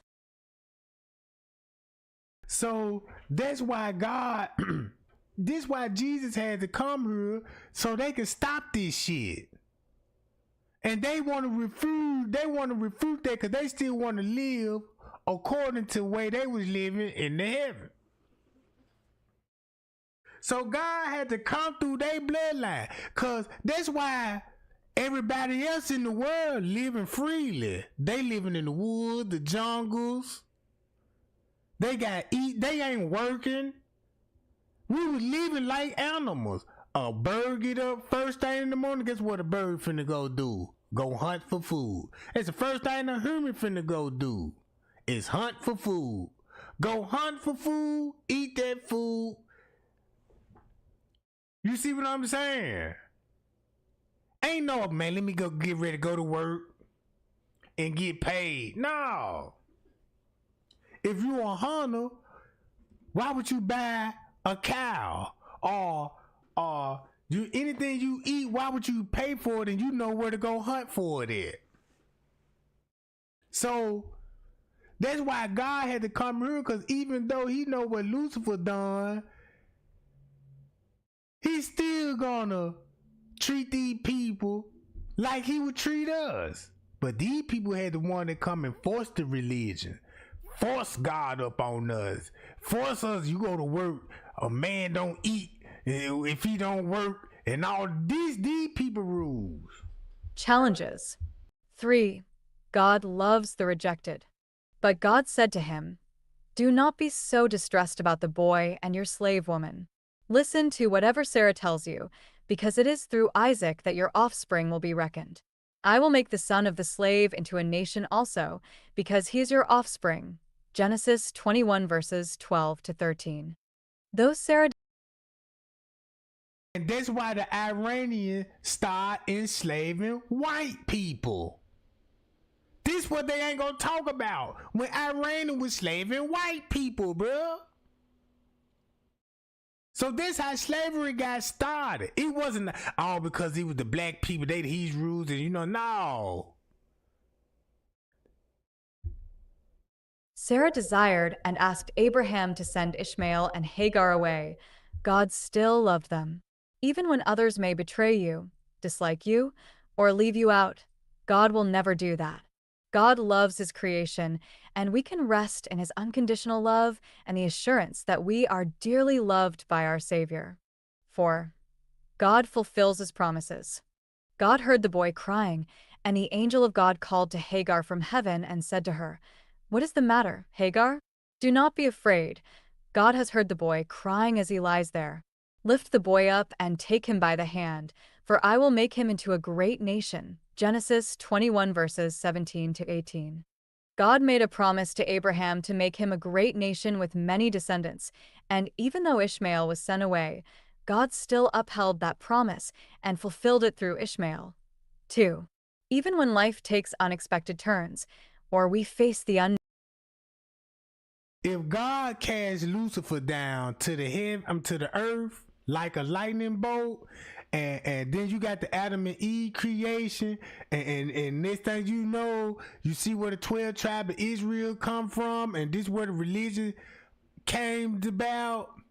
Now do y'all see why God still kept his word and say, "I'm gonna put you down here on the earth, Lucifer, and I'm gonna fulfill what I told you when I kicked you out. I'm gonna make you ruler of the world." Ain't that's what exactly he did? Guess who run the world now? The Jewish and the Iranians. We need they plants. We need, keep this in mind, we need their medicine. We need their codeine. We need they all these opioid plants they got, the medicine plants. for our hospitals. They control the plants of the hospital, the spices, the herb. No wonder why we eating all this clone stuff.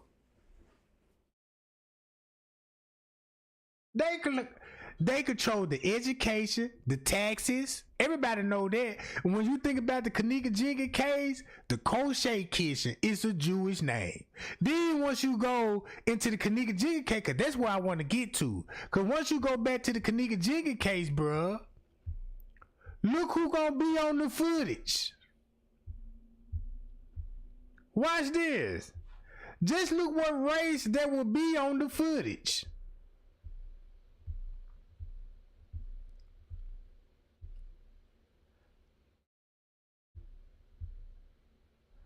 Hold up.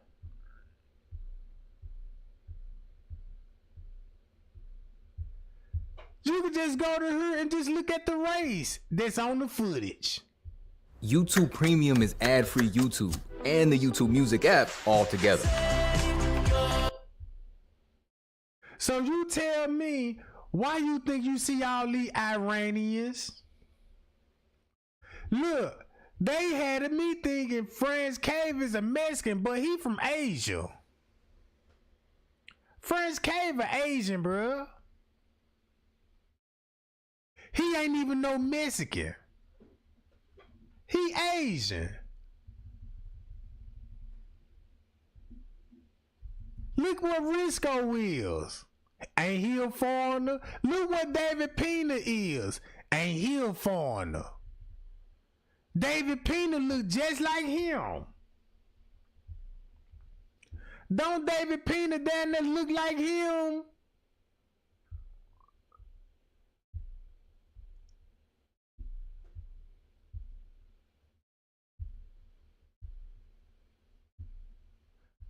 David Pena almost look like him in this picture. They from the same thing, bruh. Israel. So if I trace this back to Israel, go to Miss Teresa page, anybody on their friend list. Watch how many people you're going to see on their friend list from Israel. You're going to be like, wait a minute. Man, the stuff that I done found, they Iranians and Arabs.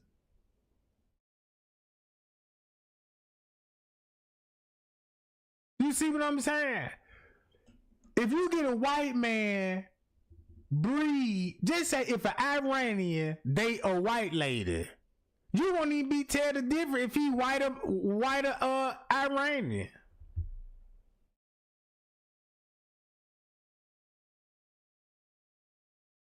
So when you look at the Bible, they said it was the first Bible written in Hebrew, then Aramaic. Jesus spoke Aramaic. He didn't speak African. So look, I traced these people, and I told y'all who I traced it back to.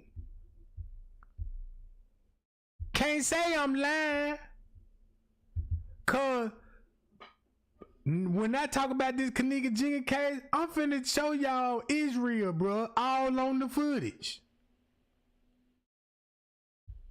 All on the footage.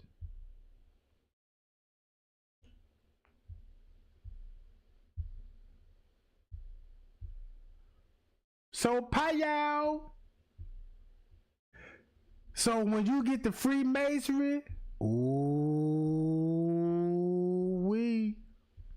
so look, Trey ain't gonna be back, cause I just want to show y'all these people on the footage, bro. Hold on, let me see right here. These bastards.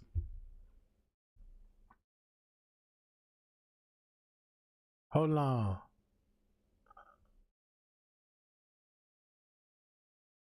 I might well just go to right here, just show you random people coming in. Why do we do things the hard way? Coming through. It's so.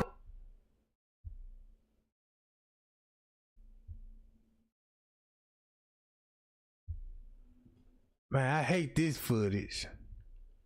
I'm trying to catch somebody coming down the hall.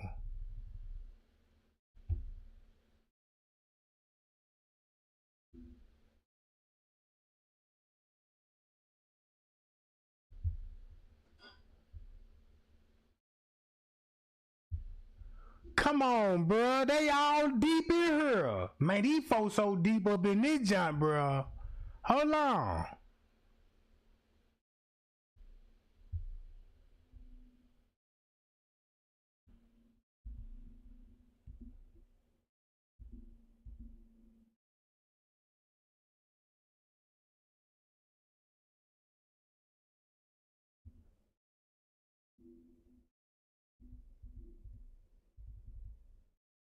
Hold up. Man, why I can't get nobody to come down the goddamn hallway?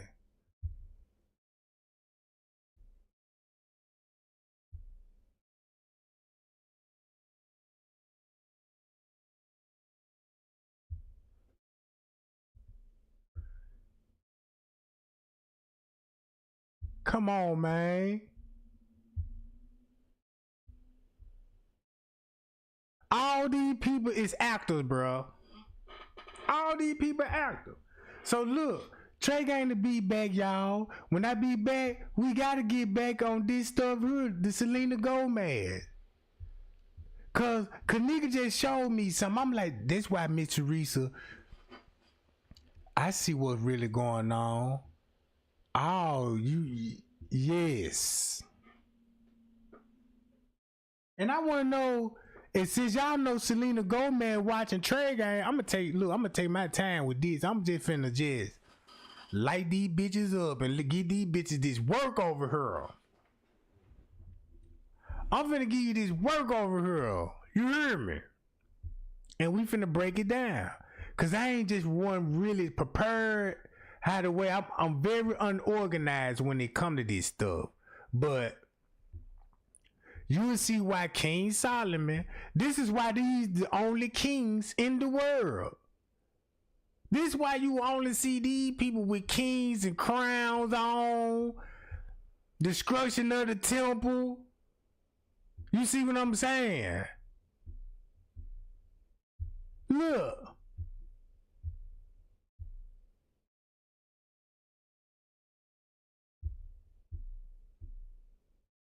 Boom. But yeah, TREGANG to be back. You know what I'm talking about? I'm gonna be back, y'all. I gotta make a little store run and a little errand run. You know what I'm talking about? When I come back, it'll be later on, so y'all stay tuned. TREGANG love y'all, man. Y'all be safe, and I'll be right back.